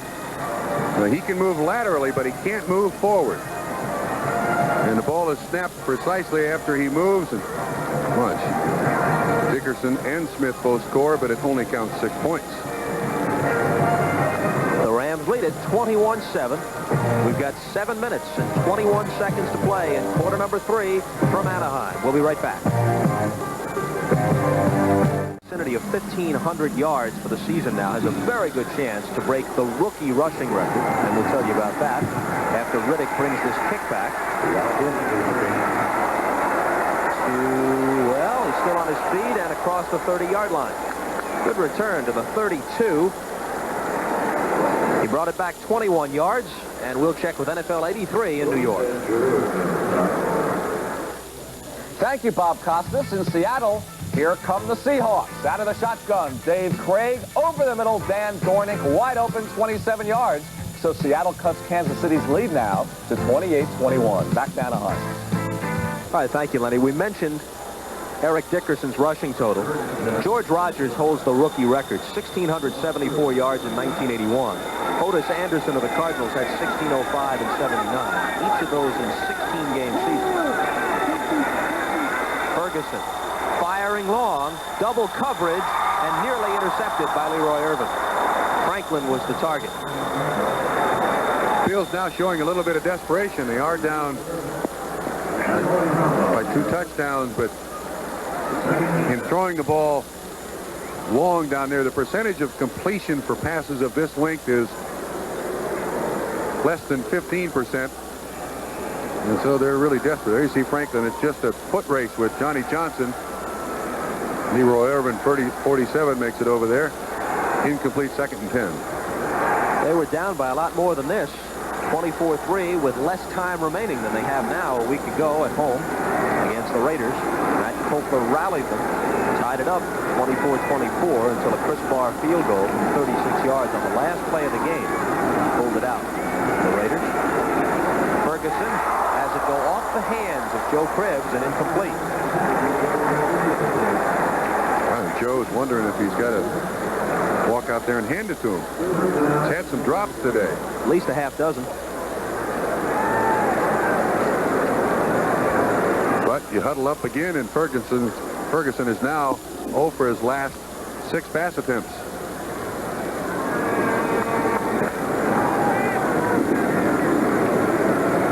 Look of concern creasing the face of Kay Stevenson. The team put together that one long drive in the second quarter, and they covered 90 yards. Since then, they haven't threatened. 6:56 left in the third. Ferguson's throw. That might have been interference. They got it. You're right. And it wasn't a bad play defensively, because if Eric Harris had not held on to Julius Dawkins, Dawkins could have walked in for the touchdown. A little exchange of niceties there with the big guys, but that'll be pass interference and an automatic first down for the Buffalo Bills. This is a good pattern and great speed. You see the Bills pick up the blitz. See if we can pick up the interference. Right there's the contact. You're right. Without that contact, that's 6 points. That ball was on the money. So Buffalo will have it at the Ram 43. Here's the call. Defense, pass interference. That's a first down.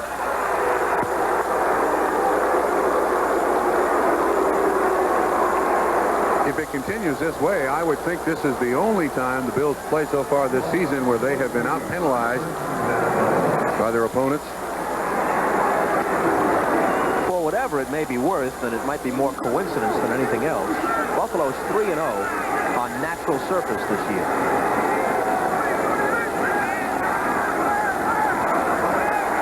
Another long throw. And Byron Franklin for the touchdown.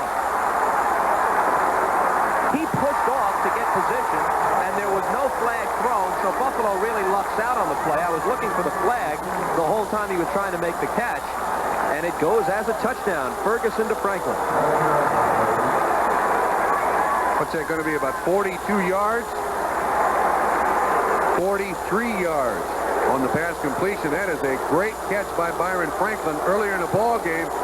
He got a quit on a pattern, but on that one, he made up for it. It was a marvelous catch, and the fact that he might have been guilty of offensive interference doesn't take away from that, because he had to make the athletic move even after the push-off to keep his eye on the ball and catch it even while contact was being made and as he was tumbling across the goal line. So it was a wonderful play, no matter how you slice it, but he might have gotten a break from the officials. A little bit of trouble on the spot, and Kofler has to run for his life. There's also a flag down.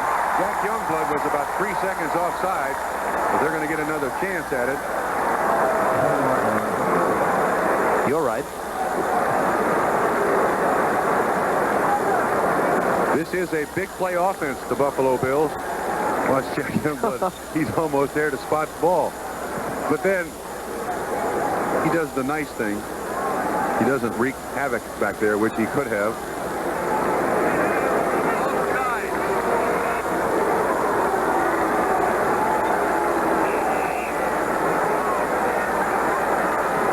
So Dinello again. 6:41 to play in the third quarter. This can bring them back to within 7 if he hits it. And the kick is good. Let's watch the touchdown again and see, Trump, if Franklin doesn't push off ever so slightly. Now, this is always a discretionary call by the officials. Incidental contact is not interference. Franklin did have his eyes on the ball as it approaches him, and the defensive back did not. You can see Eric Harris. I don't know about that's so difficult to call. I suppose if you're a Los Angeles Ram fan, that's interference. If you're a Buffalo Bill fan, that's a touchdown. Easy. Watch once again with the spread of the defense. Again, also a man right in Ferguson's face, but he takes it. And you see Harris. Franklin comes back on the ball very well. Bobbles it. What concentration. Keep his eye on it. Ball it in. 4 passes for 106 yards and the 43-yard touchdown from Ferguson that brings the Bills back to within 7. Barry Redden fields the kick by Dinello and runs head-on into a couple of Bills at the 22. As the Rams set up offensively, let's check again with NFL 83 in New York. Okay, Bob, up the coast in Seattle from where you are. The comeback is complete after an interception. Kurt Warner goes up and over. That game is now tied at 28. Take that, Chiefs. Back to Bob Costas. All right, Len. Trump, you're pointing at something. Yeah, Tell me what. We got a Los Angeles Raider on the sideline at the 20-yard. Los Angeles Rams. How can I say that? It's confusing. It's the El Segundo Raiders. It's the Los Angeles Rams. Barry Redden, who returned the kick, who was shaken up afterwards.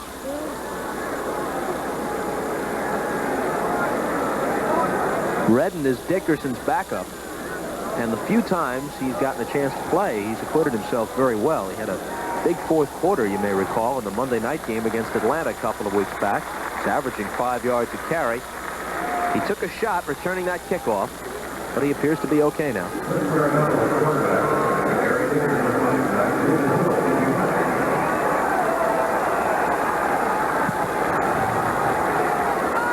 Dickerson, the single setback. Barring injury, a cinch to go past both Otis Anderson.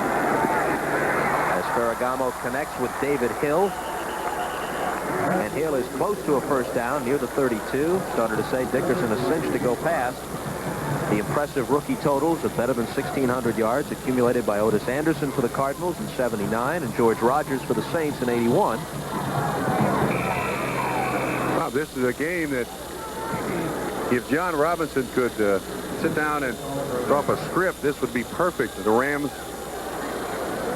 score first, stay ahead, and now lead 21-14. That means that they can continue to give the ball to Eric Dickerson. Of course, when they're behind by a couple of touchdowns, you kind of take it out of his hands. That's first down by David Hill. You take the ball out of Dickerson's hands and you got to throw it. So far, this has gone as John Robinson's script would dictate. A week ago, they were so far behind against Washington. Dickerson came out in the third quarter, didn't return. Robinson explained afterwards, I knew we had no chance. I'd rather keep him healthy for another day. That day is today as Dickerson is approaching 100 yards, which would be the 10th time he's done it this year. That doesn't add much to that total.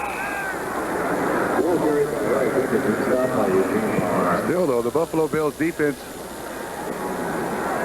should be proud. They've been able to shut down Dickerson, keep him to 12 yards as his longest run. And that's an accomplishment. I'm sure they'd rather win and give him 300 yards, but still, they're in this ball game with 5:20 to go in the third quarter.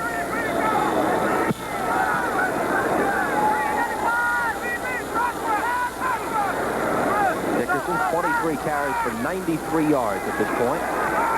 Batted down at the line of scrimmage. And it falls before anybody can grab it. I think Ken Johnson, number 91, is the man who made contact with it. Got his hands up, as defensive linemen are taught. You don't have to sack the quarterback if you can set up a picket fence there for him to throw through. Let me make a correction on Dickerson. I said he'd gone over 100 yards 9 times. It's 7 times this year. So he's bidding to do it for the 8th time this season. Well, shame on you, but I'm glad you got a chance to correct it. Set the record straight. From the 34-yard line, 3rd down 8.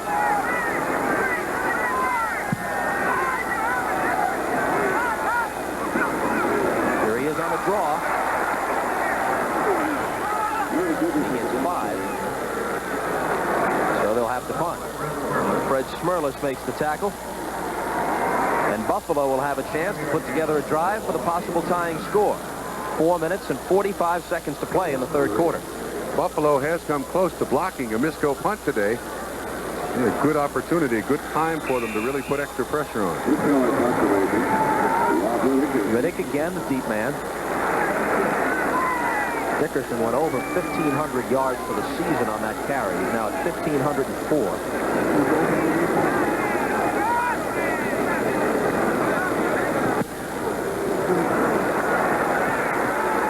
Riddick at the 20. Slips through the first wave of tacklers, but not the second. To the 30-yard line, a 10-yard return. Vince Newsom made the tackle. And a 41-yard kick by Misco. So Ferragamo and company lead by 7. But Ferguson's troops have the ball. 70 yards from the possible tying score with just over 4 minutes to play in the third quarter. Booker Moore joins Joe Cribbs in the backfield. Ferguson will go to the air on 1st down. And Cribbs almost had it. Lofted it over the linebacker, Collins. Cribbs could not quite make the grab. Once again, Gary Jeter right in Ferguson's face, and this ball was well thrown. Just a little uproot out of the backfield, and you see Jim Collins, 50, running for his dear life to keep up with him. Oh, that's ever so close.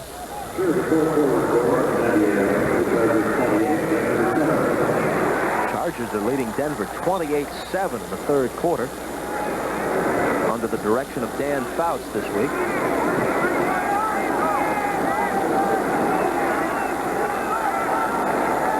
Here it's 21-14 Rams.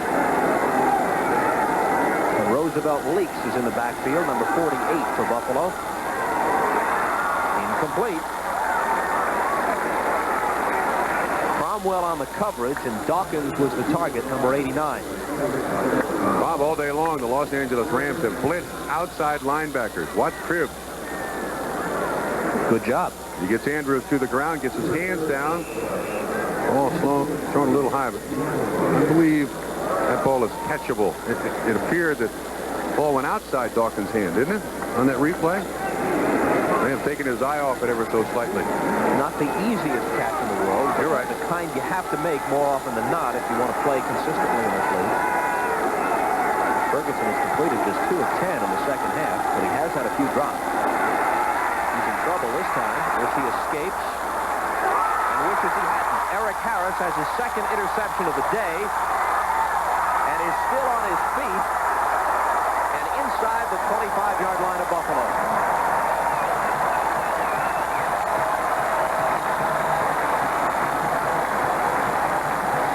Through the first 12 games of the year, Harris had intercepted but 1. He's picked off 2 today. This was a mistake by Joe Ferguson. He saw Joe Cribbs open for an instant, but Jack Youngblood, once again with great pressure, he's flushed in the pocket, and Harris, with the coverage on Cribbs, just steps in front of him. Ferguson knows he shouldn't have thrown that football. Trying to do too much in that situation, Bob. Throw the ball out of bounds, you go back to third down and 10, you try again.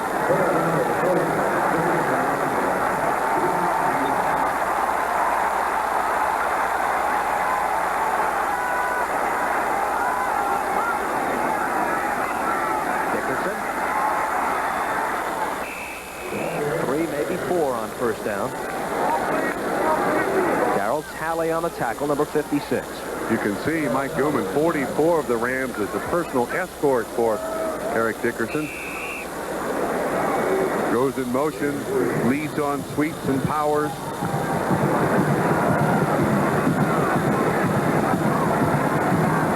Dickerson has gone over 100 yards unofficially for the game. 101 on 25 carries. He certainly worked for it today, hasn't he? Second down, 7 from the 20. Timing pattern to the end zone for Farmer, and incomplete. Fans are screaming for interference on the play. Mario Clark had the coverage. Farmer burned Clark for a touchdown in the first half. At times, the officials are put in a no-win situation. Incidental contact is not interference. Official standing right there and looking at it, and he deems that incidental contact, and therefore no interference. So it's 3rd and 7. What's the confusion here?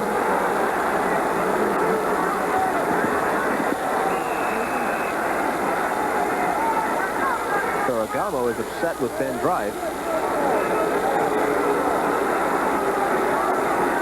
There's an official's timeout with 3:01 remaining. Timeout, Los Angeles. Now they charge it to the Rams, who have only 1 left.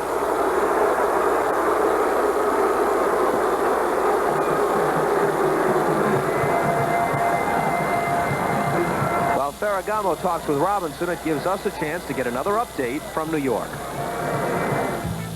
All right, keeping track of the Denver-San Diego game in San Diego. The Charger offense is cranked up with Dan Fouts today. Look at Chuck Muncie take the pitch out, cruise in for the score. It's now 28-7 Chargers. Now back to Bob Costas and Bob Trumpy. Thanks very much, Len Berman. I can't for the life of me figure out what the discussion with the official was there. And it may have been when they started the 30-second clock and how little time there was left for them to get a play off. And generally, officials will not start the clock until the wide receivers, Bob, have come back across the line of scrimmage. Then they start the clock.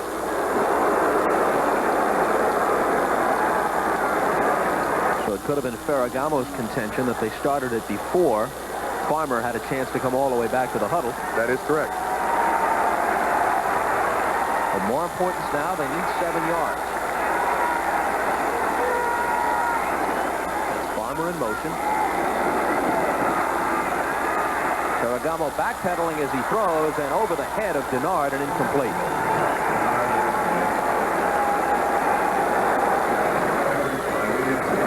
Chris Williams had good coverage on Preston Denard. He had no chance to catch the football.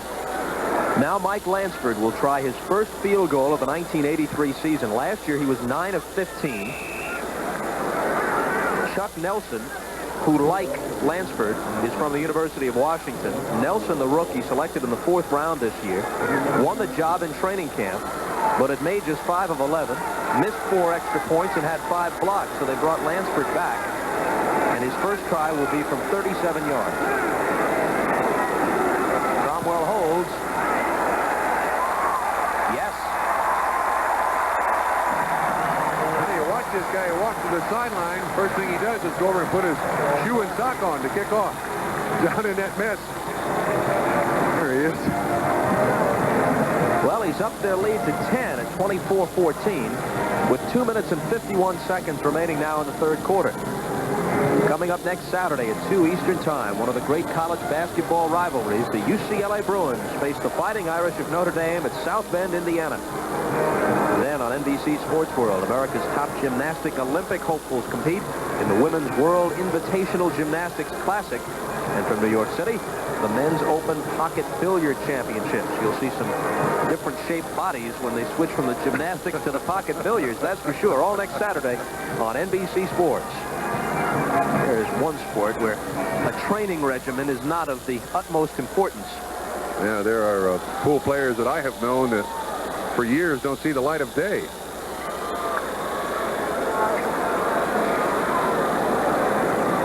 Lansford's got the shoe in place now. Now, why would you suppose he wears a shoe for kickoffs and no shoe for place kicks or extra points? He may feel, this is just a guess, that he gets a better feel for the ball off the bare foot, and that would improve his accuracy, but can get a little more oomph into it with a shoe on, and he's kicking for distance rather than direction on kickoff. Riddick takes this up the middle to the 34-yard line. One thing I think we'll both agree, kickers are generally pretty weird people. And you would expect the kicker to, for some reason, feel more comfortable with a shoe and sock off on place kicks than a shoe on kicking. And if it works, go out there in a swimming suit.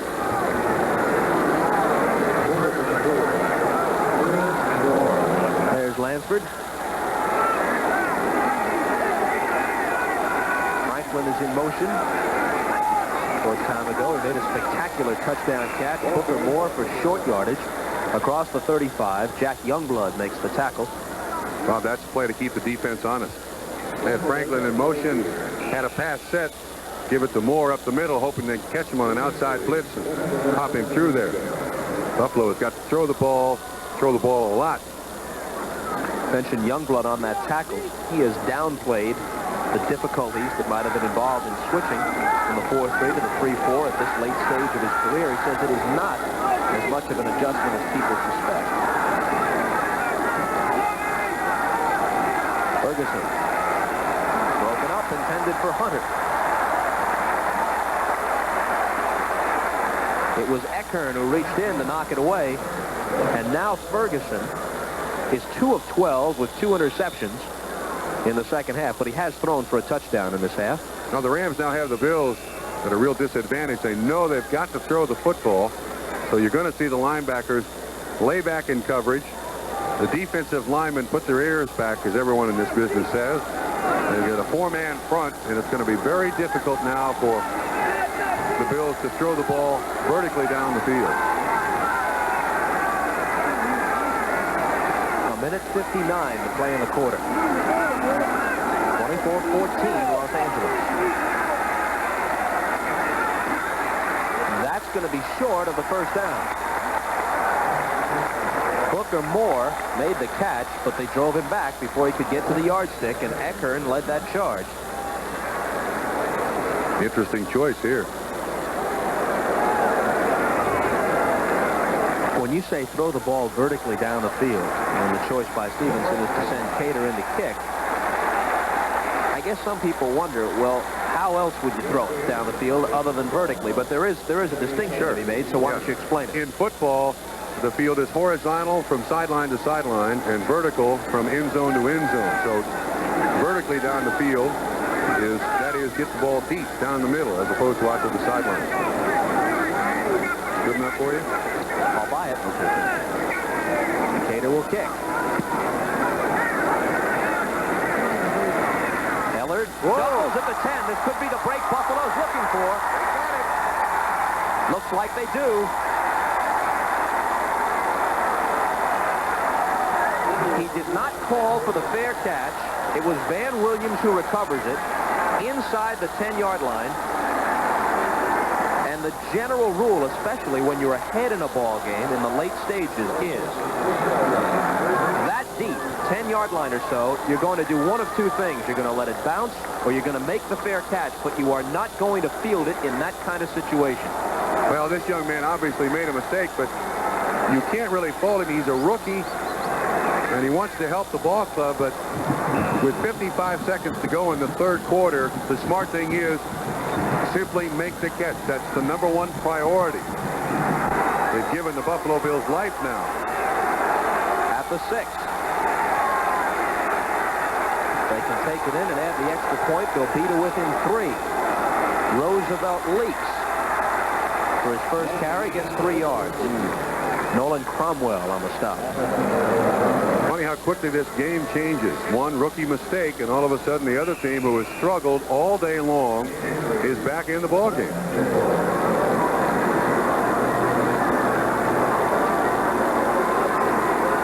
30 seconds to play in the third quarter. Question for our official statman. Is that not Los Angeles' first turnover of the ball game? It is. Certainly a very ill-timed, if any is a good time turnover. That's a no-no.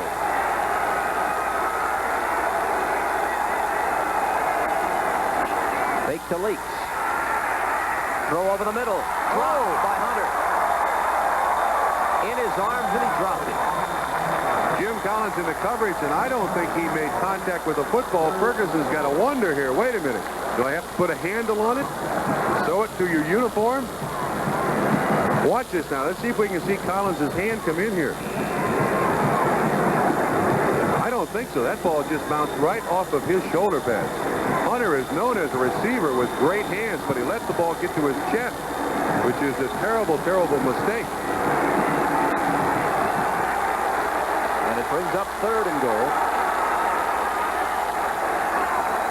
Ferguson wants to talk it over. That's the 3rd timeout. No, it's the Rams who asked for the timeout. Bob, they had 12 men on the field. And it's a good thing they called a timeout, because Reggie Doss, number 70, came off the field. But it was Charles DeJournay came off the field through the end zone, and that's not legally coming off the field. You've got to go off the sideline in the field of play. They could have called a penalty. That's got to hurt the Rams later on in this ball game, too. In what figures to be a game now that's going to go down to the wire. The Rams without any timeouts. It seems to me that exiting the field through the back of the end zone played a role in a very controversial and memorable game up in Seattle, I think, between the Broncos and the Seahawks a few years ago, and I think it was Jim Turner's last game in the National Football League, and they might have gotten a second chance on a field goal. You may be right. because of a play like that. Well, the rule is that you cannot exit the field in the end zone. All you have to do is get off to your side of the field. You can't go to your opponent's side of the field, but you must go out in the field of play. And DeJournay was very, very late in getting off, and therefore Los Angeles had to take the timeout. With 8 seconds to play, third quarter.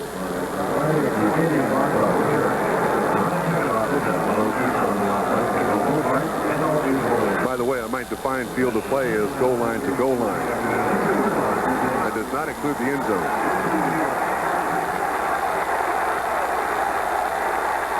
Ferguson has thrown 24 touchdown passes this year, but the Bills have run for only 3 TDs in the entire season. There's nobody over here. Cribbs. Over his head. Had him open. Led him too far. The Rams did a heck of a job in coverage out here on this rollout. There was nobody open.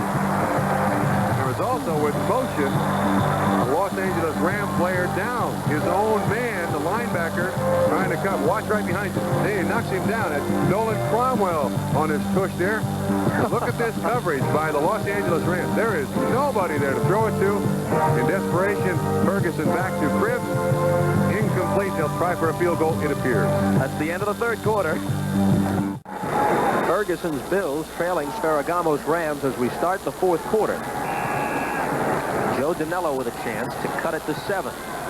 Wow, this is a big, big series for the Los Angeles Rams. The Bills had the ball first and goal at the 6. And if they hold them to just 3 points, oh, look at that. This is no sure thing for Joe Danello, too. Not a lot.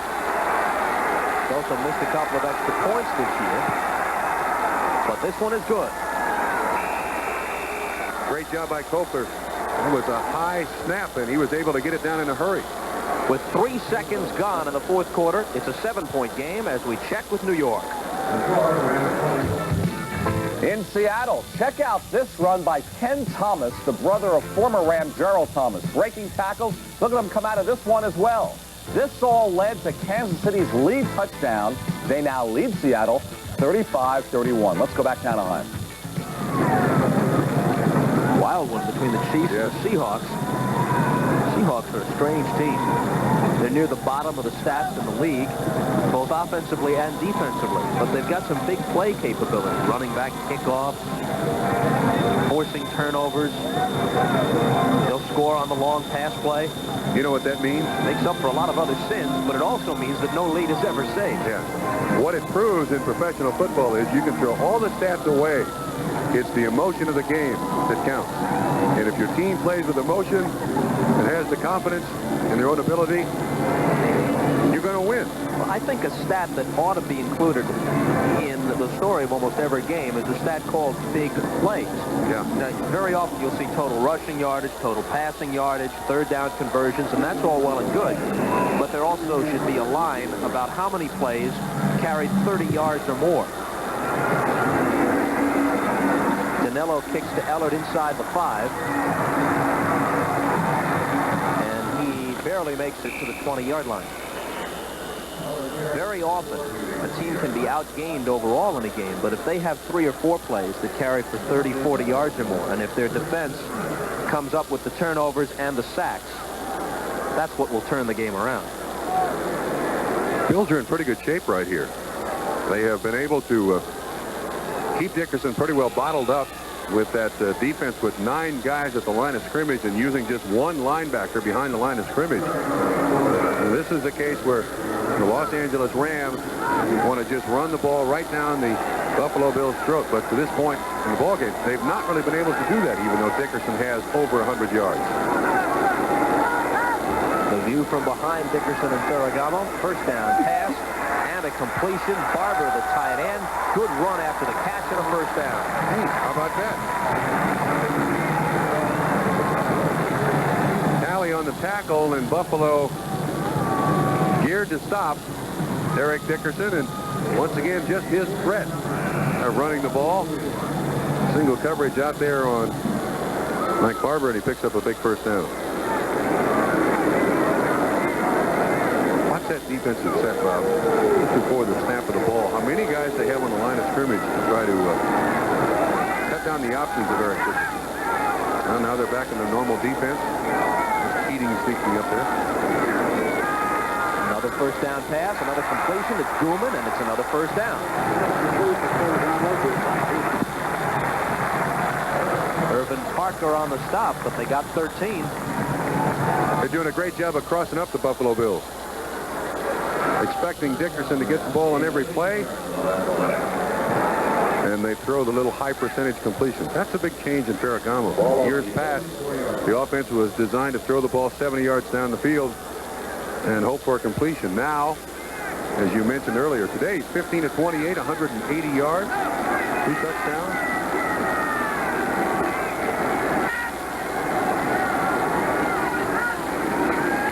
Now they'll pitch it to Dickerson. And Dickerson will get about 6 to midfield. Steve Freeman, the free safety, makes the stop. Watch the way he glides. Look how steady his head is, even though he runs and he's jumping. You could put a glass of wine on the top of his head and it wouldn't spill. I mean, this guy is a remarkable athlete. Glass of wine. White wine.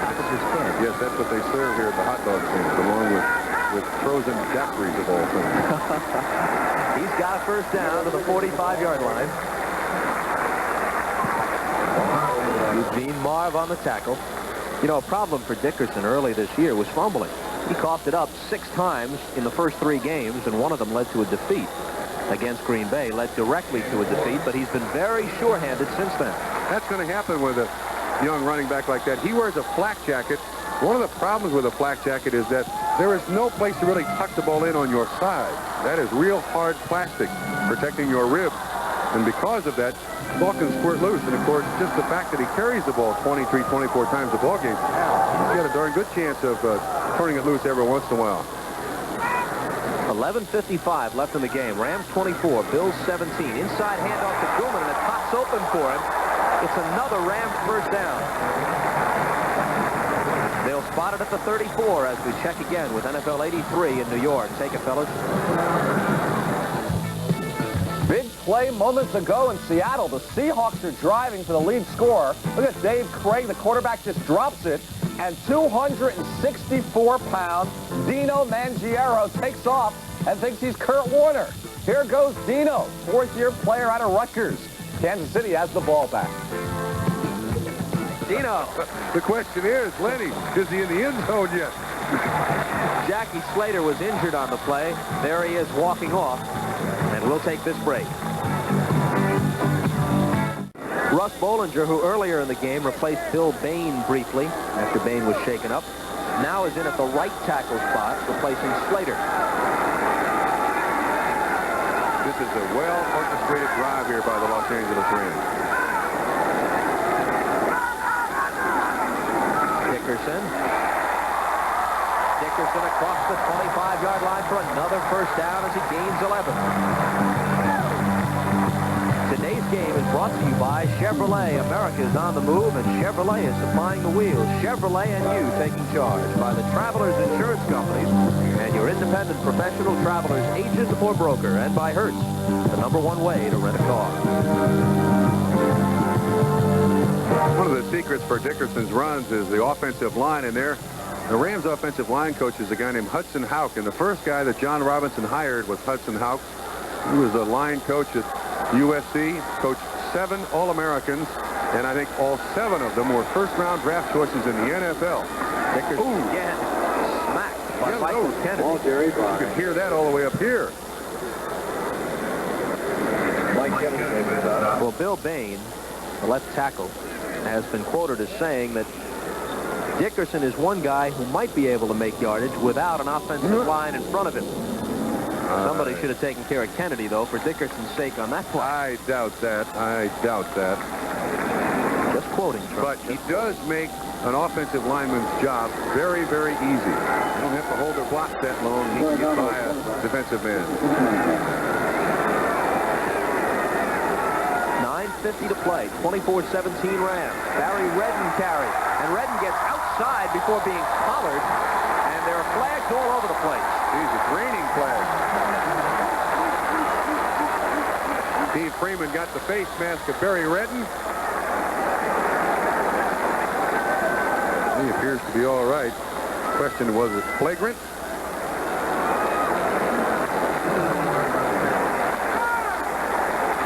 Redden got 10 on his own. They'll tack on some more with the penalty. So see, he proves that it's not just Dickerson. Redden comes in, first carry of the ball game. Defense, face mask, 26, that's the first down. Charles Romes was the guilty party. Excuse me, Mr. Freeman. Watch once again. Ken Hill, left guard, center Smith, Hara pulling. They clean some people out, don't they? There's 26 who grabs the face mask. Whoa. That'll stop you in a hurry. First and goal at the 5. Dickerson, touchdown. Flag down. Dennis Hara, offensive right guard, holding on Ben Williams. So that would negate Dickerson's 21st touchdown of the year, which would tie him with the Redskins' John Riggins for the league lead. And they're each on a record-setting pace in that regard. See if we can pick up the holding on the right. Offense, number 60, no touchdown. Yep, Dennis Hara on Ben Williams. Kind of a single-arm takedown. Now first and 15.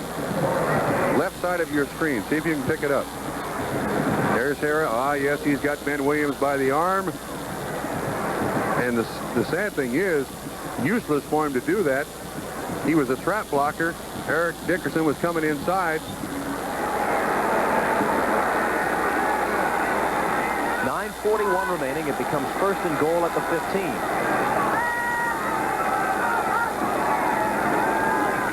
Ferragamo got it right back.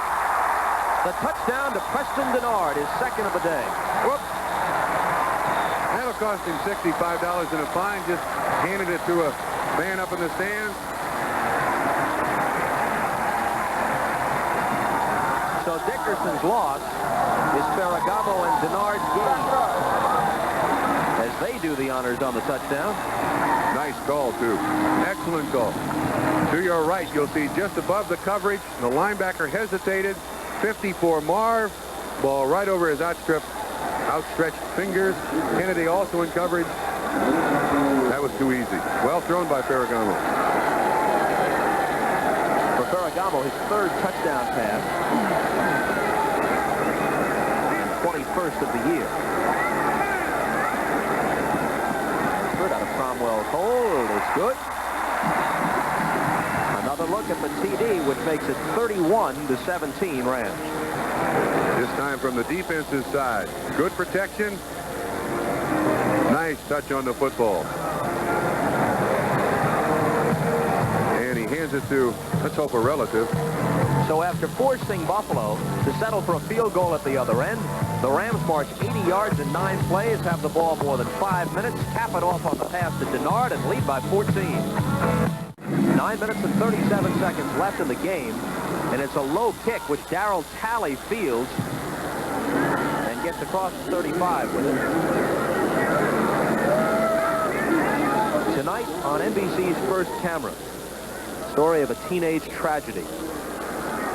Young brothers who appeared on their way to some very promising lives until a drunk driver took their lives. The First Camera will ask the question, what can we all learn from a tragedy that didn't have to happen? Also a report on a special police unit that tracks repeat offenders and stops them before they can strike again. That's on First Camera tonight, followed by another action-packed episode of Knight Rider and Paul Newman in the network movie premiere of Fort Apache the Bronx. That's tonight on NBC.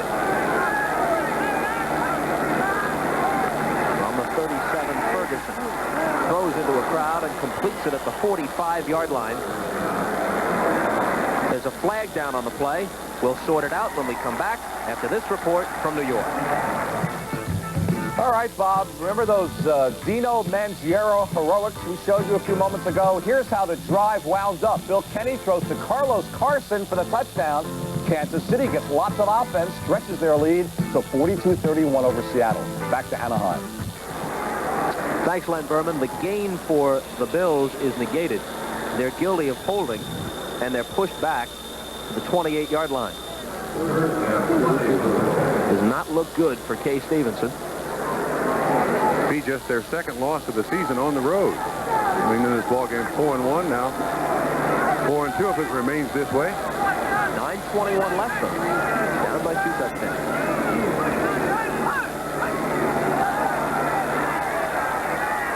Ferguson swings it to Booker Moore. Can't get away. Jim Collins makes the stop right about at the original line of scrimmage. So it'll be 2nd and 20.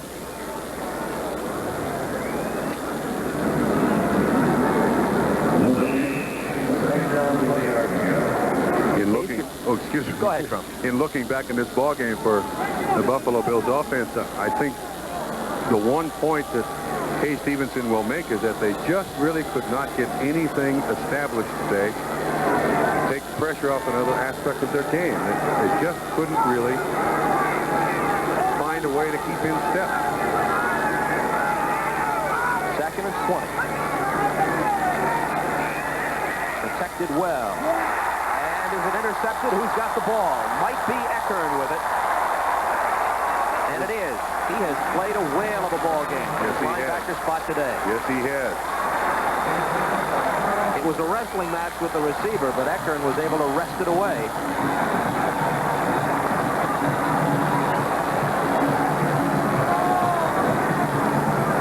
Watch once again. This ball is caught simultaneously, it appears, by Hunter and Eckern. And Eckern does a good job keeping the ball away from Hunter and hanging on to the football. Rams have it back. A rough second half for Ferguson. 4 of 17. 3 interceptions, all in the second half. Those are his composite figures for the game. Now the Rams trying to put it away with 8:22 left and leading by 14.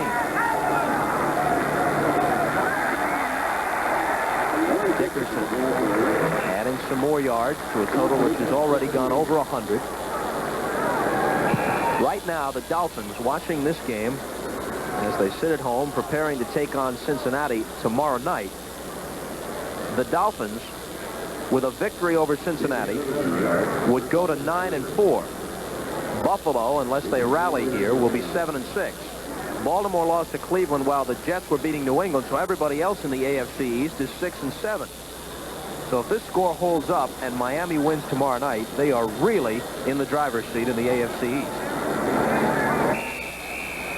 Dickerson has nearly doubled the total of the Bills on the ground.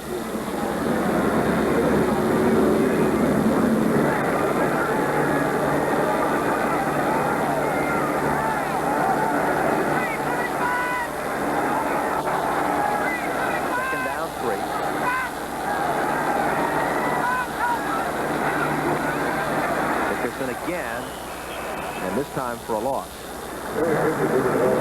Mike Kennedy on the tackle. I got a question for you. You're John Robinson, leading 31-17, 7:33 left, and a running back that you have built your offense around. Don't you think now's the time to get him out of there? Give Redden a little experience. He's carried the ball 31 times so far today. I'd protect him as best I possibly could. Dickerson's 31 carries. His second highest workload of the season. He had 34 carries against the Bears a few weeks ago. Catch is made by Barber.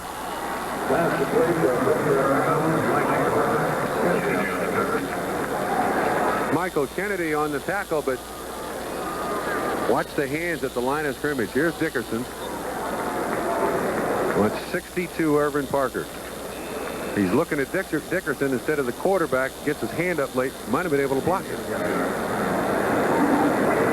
So they pick up only one, which brings up 4th and 4.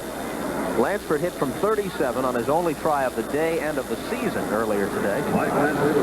This will be a 45-yard attempt. 45-yard.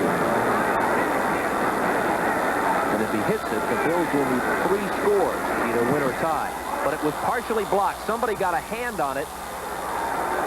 It trickles into the end zone. Scott Verkus, number 93, is the man who deflected it. And the Bills are still alive, if barely so, with 6:09 left. Well, maybe it's not the kicker, but the people that block for him. This is, you say, about the 5th or 6th kick that the Rams have had blocked so far this year. Watch 93 jump over there. Managed to get his hands up. That stings. That really stings. So the Bills get the ball back at their 28-yard line, just over 6 minutes to work with. If Buffalo hopes to have a chance, they've got to put something together pronto here.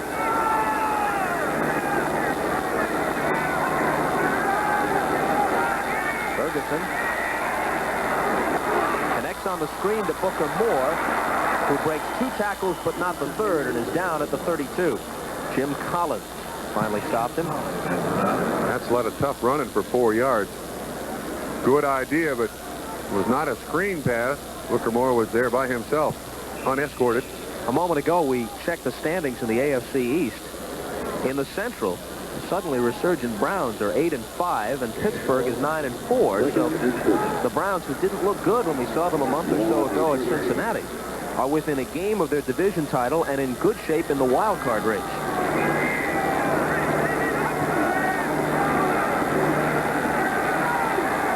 Ferguson's pass incomplete.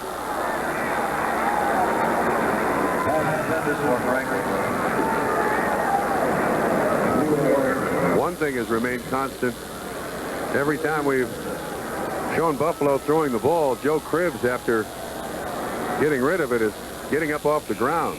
Rams have, even though not sacked him very many times, kept pressure on Ferguson all day long. See how dirty his jersey is. He's going to feel it today. Tonight, flying back to Buffalo. Those bumps and bruises would be easier to take if they could somehow rally and pull it out. 5:21 is all that's left to them.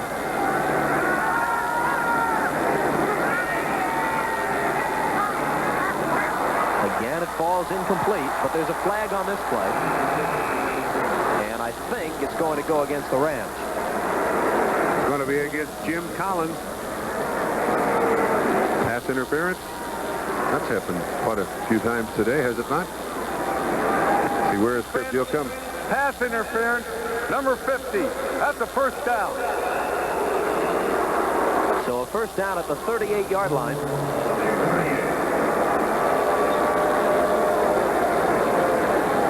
That's going to happen when you got linebackers dropping in coverage. Once that ball is thrown, they take their eye off the ball and go for the receiver. And you can't get mad at a guy trying to make contact.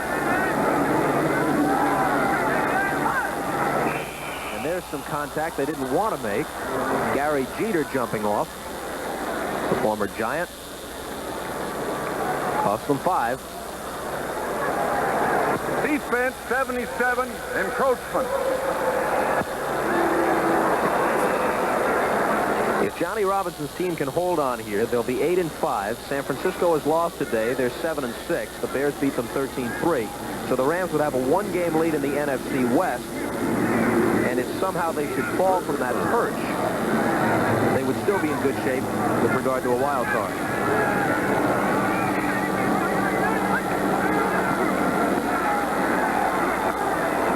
Moore makes the catch. Of course, New Orleans won today as well, beating Minnesota. So the Saints are 7-6, and in the same spot the 49ers are, a game back, at least potentially a game back of the Rams. Interesting thing about this turnaround by the Los Angeles Rams. If they win today, the Rams will have equaled their previous 2 seasons' wins. They were 2-7 last year, 6-10 the year before, and they got their 8th win 4 minutes and 42 seconds away today. Second down 1. Booker Moore gets the first down and then some. Drags Collins with him for extra yardage. And a timeout is asked for. No, a flag is down. So this won't be charged to anybody. A flag down on the play.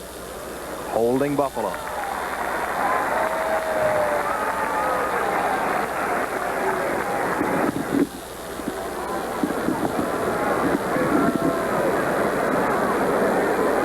Just 4 minutes and 29 seconds to try and concoct a miracle. Offense holding number 53.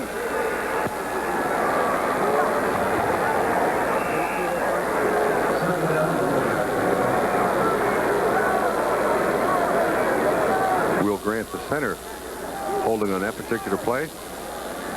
But it's still second down and 10, so certainly in a position to run 2 downs here to try to make the first down. Late in the fourth quarter, I'm told that Atlanta leads Green Bay 41-34 after trailing by 3 touchdowns earlier. Ferguson. Intercepted. Threw it right into the arms of Johnny Johnson. And Johnson is taken down near midfield, and that should just about do it with 4:17 left. Wait a minute, there's a flag down on the play. But it's thrown in the Buffalo backfield, so it could well be holding.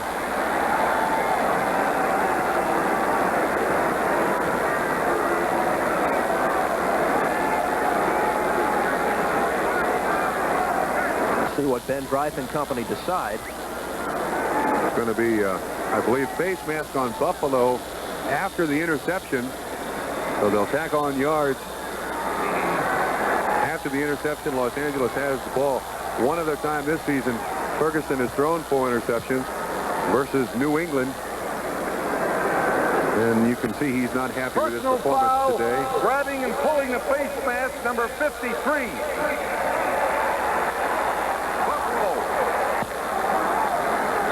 Total zone coverage by the Rams. Ferguson is trying to get it into Julius Dawkins. And Johnson playing center field there makes the interception.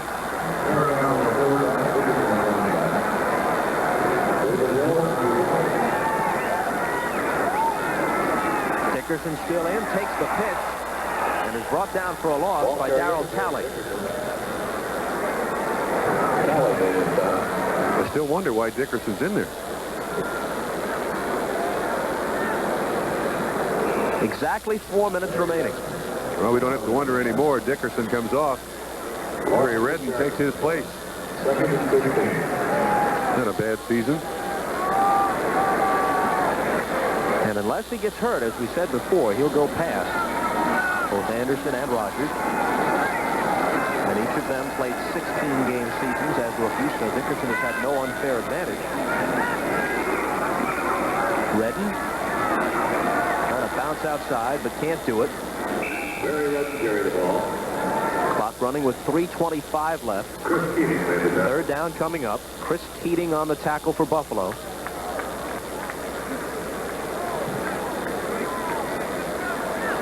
Well, Dickerson back in the ballgame. That's strange. If you take him out losing 42-6, why would you leave him in winning 31-17?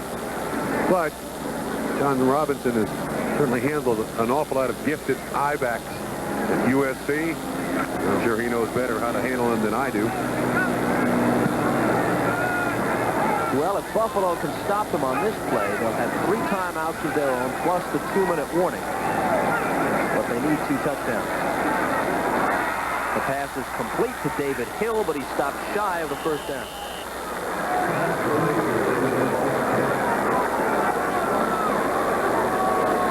Holy cow. Tied at 41 with 2 seconds left before they head to overtime. That is, unless Atlanta runs the kickback for a touchdown, which the way that game's been going is possible. This is 4th and 4. And the Rams haven't decided yet what they're going to do. Now you let the clock run down. The 2-minute warning will stop the clock. And then you kick it. So Buffalo, I believe, takes a timeout. Good use of the clock.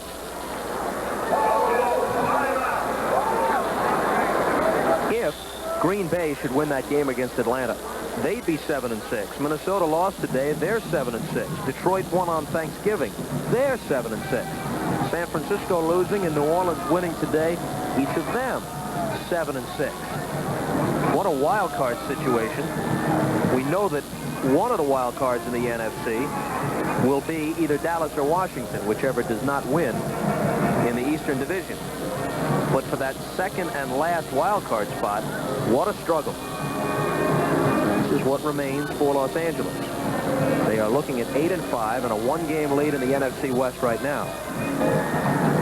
But that game with New Orleans, if the Saints can stay close, could be for the division title.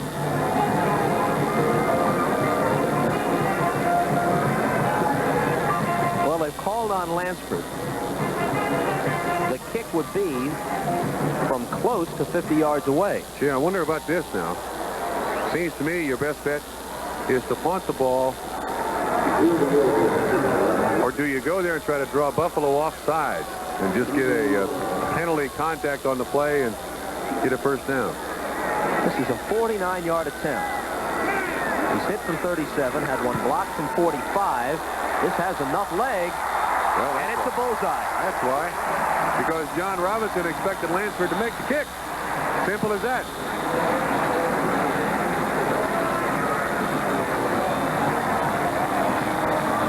Don't step on his foot there, fellas. Stay away from him. So the Rams now contemplating the possibility of their first trip to the playoffs since 1980. And the addition of Lansford, who has hit on a couple of field goals today, has to help them. Chuck Nelson had struggled as their regular kicker up until this week.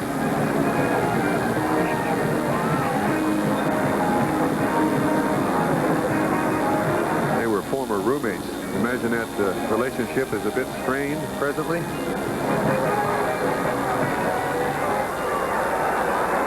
.202 left. 34-17 Los Angeles. I don't think Chuck Nelson has moved from the sideline. He's at the right 35.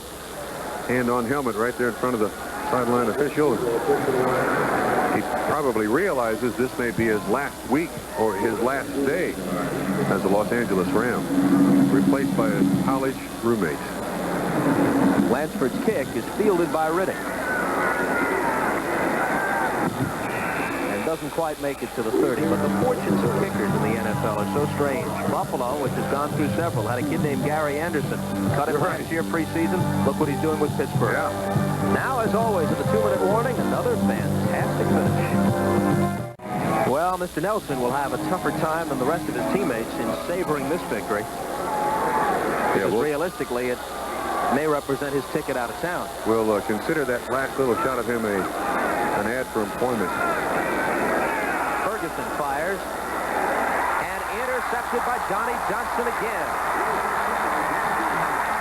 Johnson to the 35, to the 30, and he may go all the way. He's to the 10, and he dives in. No flag.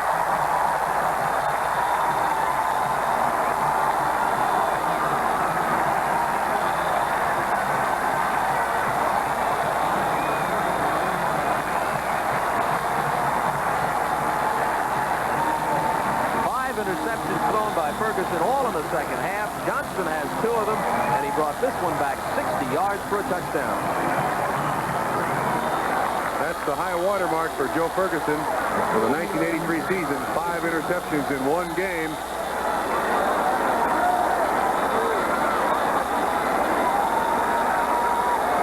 Earlier in this quarter,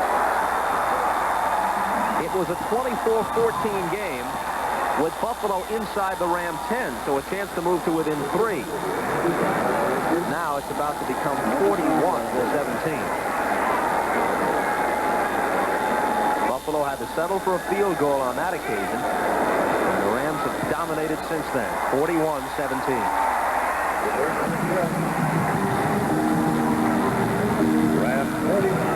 One of the disheartening things for the Buffalo Bills has not really been a turnover team so far this season. Coming into this game, Ferguson had only thrown 17 interceptions and had only lost 6 fumbles. They've had a month's worth of turnovers today.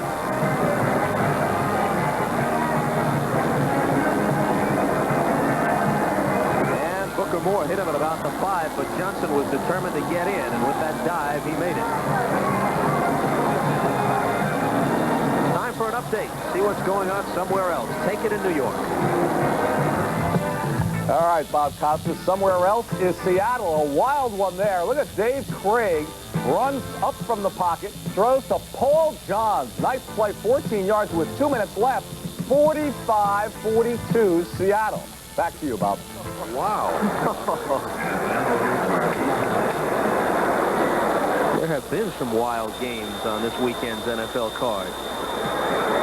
Lansford, another low kickoff. Talley was thinking about a lateral. There was nobody there, so now he pitches it to Riddick. And Riddick, looking for the Stanford band, pitches it back to somebody else at the 45. No, this is not rugby. And chances of that ever happening again pretty remote. But you can't blame them for trying. Talley on the scrum. Such an unpleasant sounding term, isn't That's it? what it's called, though. Well, we've got 1:27 left. That's finally Tom Lynch who says, we must end this nonsense.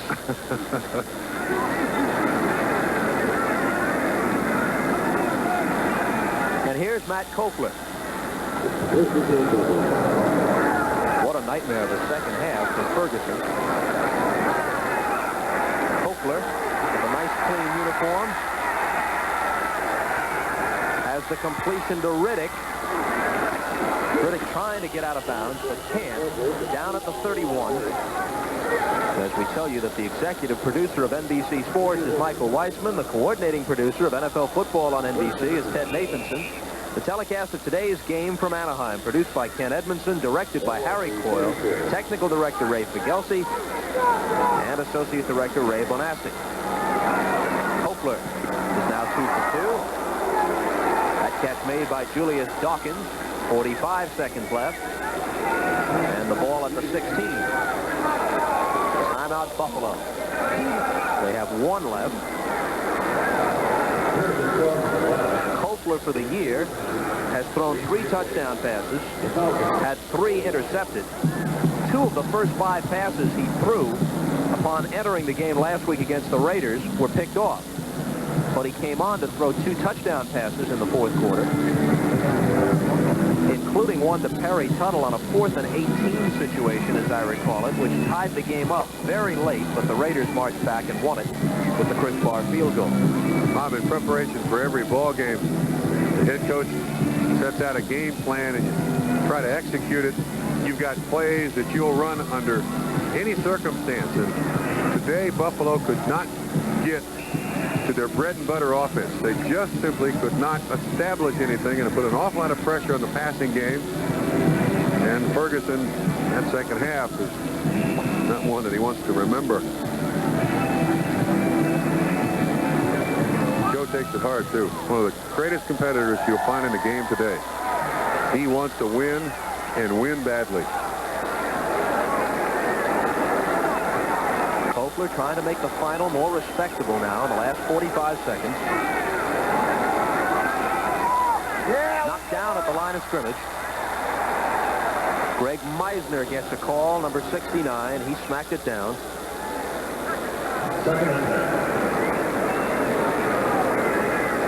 Watch Meisner get his hands up right in front of you. 69 realizes he can't get to the quarterback. I think a good goalie. Came up large on that one. 42 seconds left.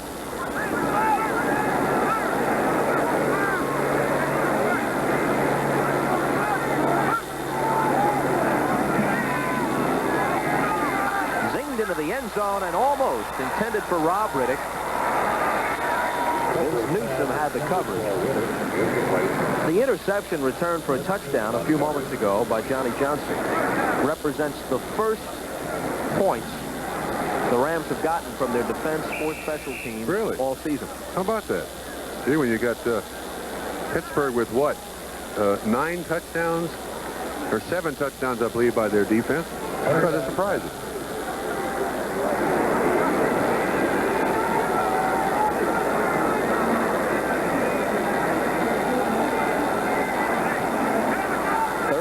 From the 16. 41-17 Rams. Out Mr. Kofler. An escape. Oh, you got to take the ball with you. And since he didn't, it belongs to Los Angeles. No. They're going to call that a forward pass. I thought he might have gone past the line of scrimmage, though. They're going to call that a forward pass and just incomplete, which is amazing. I suppose we should have expected something like that. Basically, is the way things have gone for the Buffalo Bills today. He's trying to fake the linebacker so that he can run in, but he just lets loose the ball. Just about at the line of scrimmage with That was 16. illegal forward pass beyond the line. 5-yard penalty and a loss of a down. Yeah, but you know what? There's no flag on the field anywhere. I think Ben Bright finally realized that he was past the line of scrimmage. You call it correctly. So now it becomes 4th down and 15. That's the illegal forward pass beyond the line. 5-yard penalty and a loss of a down. The officials forgot where the original line of scrimmage was. The ball should be back at the 21, but it's kind of a moot point.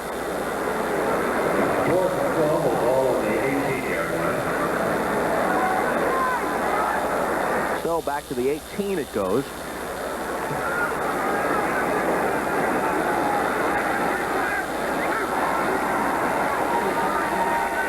Hunter. And a leaping catch. No, he couldn't hold it. You called it, Trump. It was Hunter. He says, I had it. I made contact with the ground, and at that point the play's over. Touchdown. Give it to me. The official says, no, we can't do that. I'm sorry. Vince Newsom on the coverage, although it was a 3-deep zone by the Los Angeles Rams. Hunter's dropped a couple in the end zone. He has a touchdown and could have, with a little luck, had 3. Correct.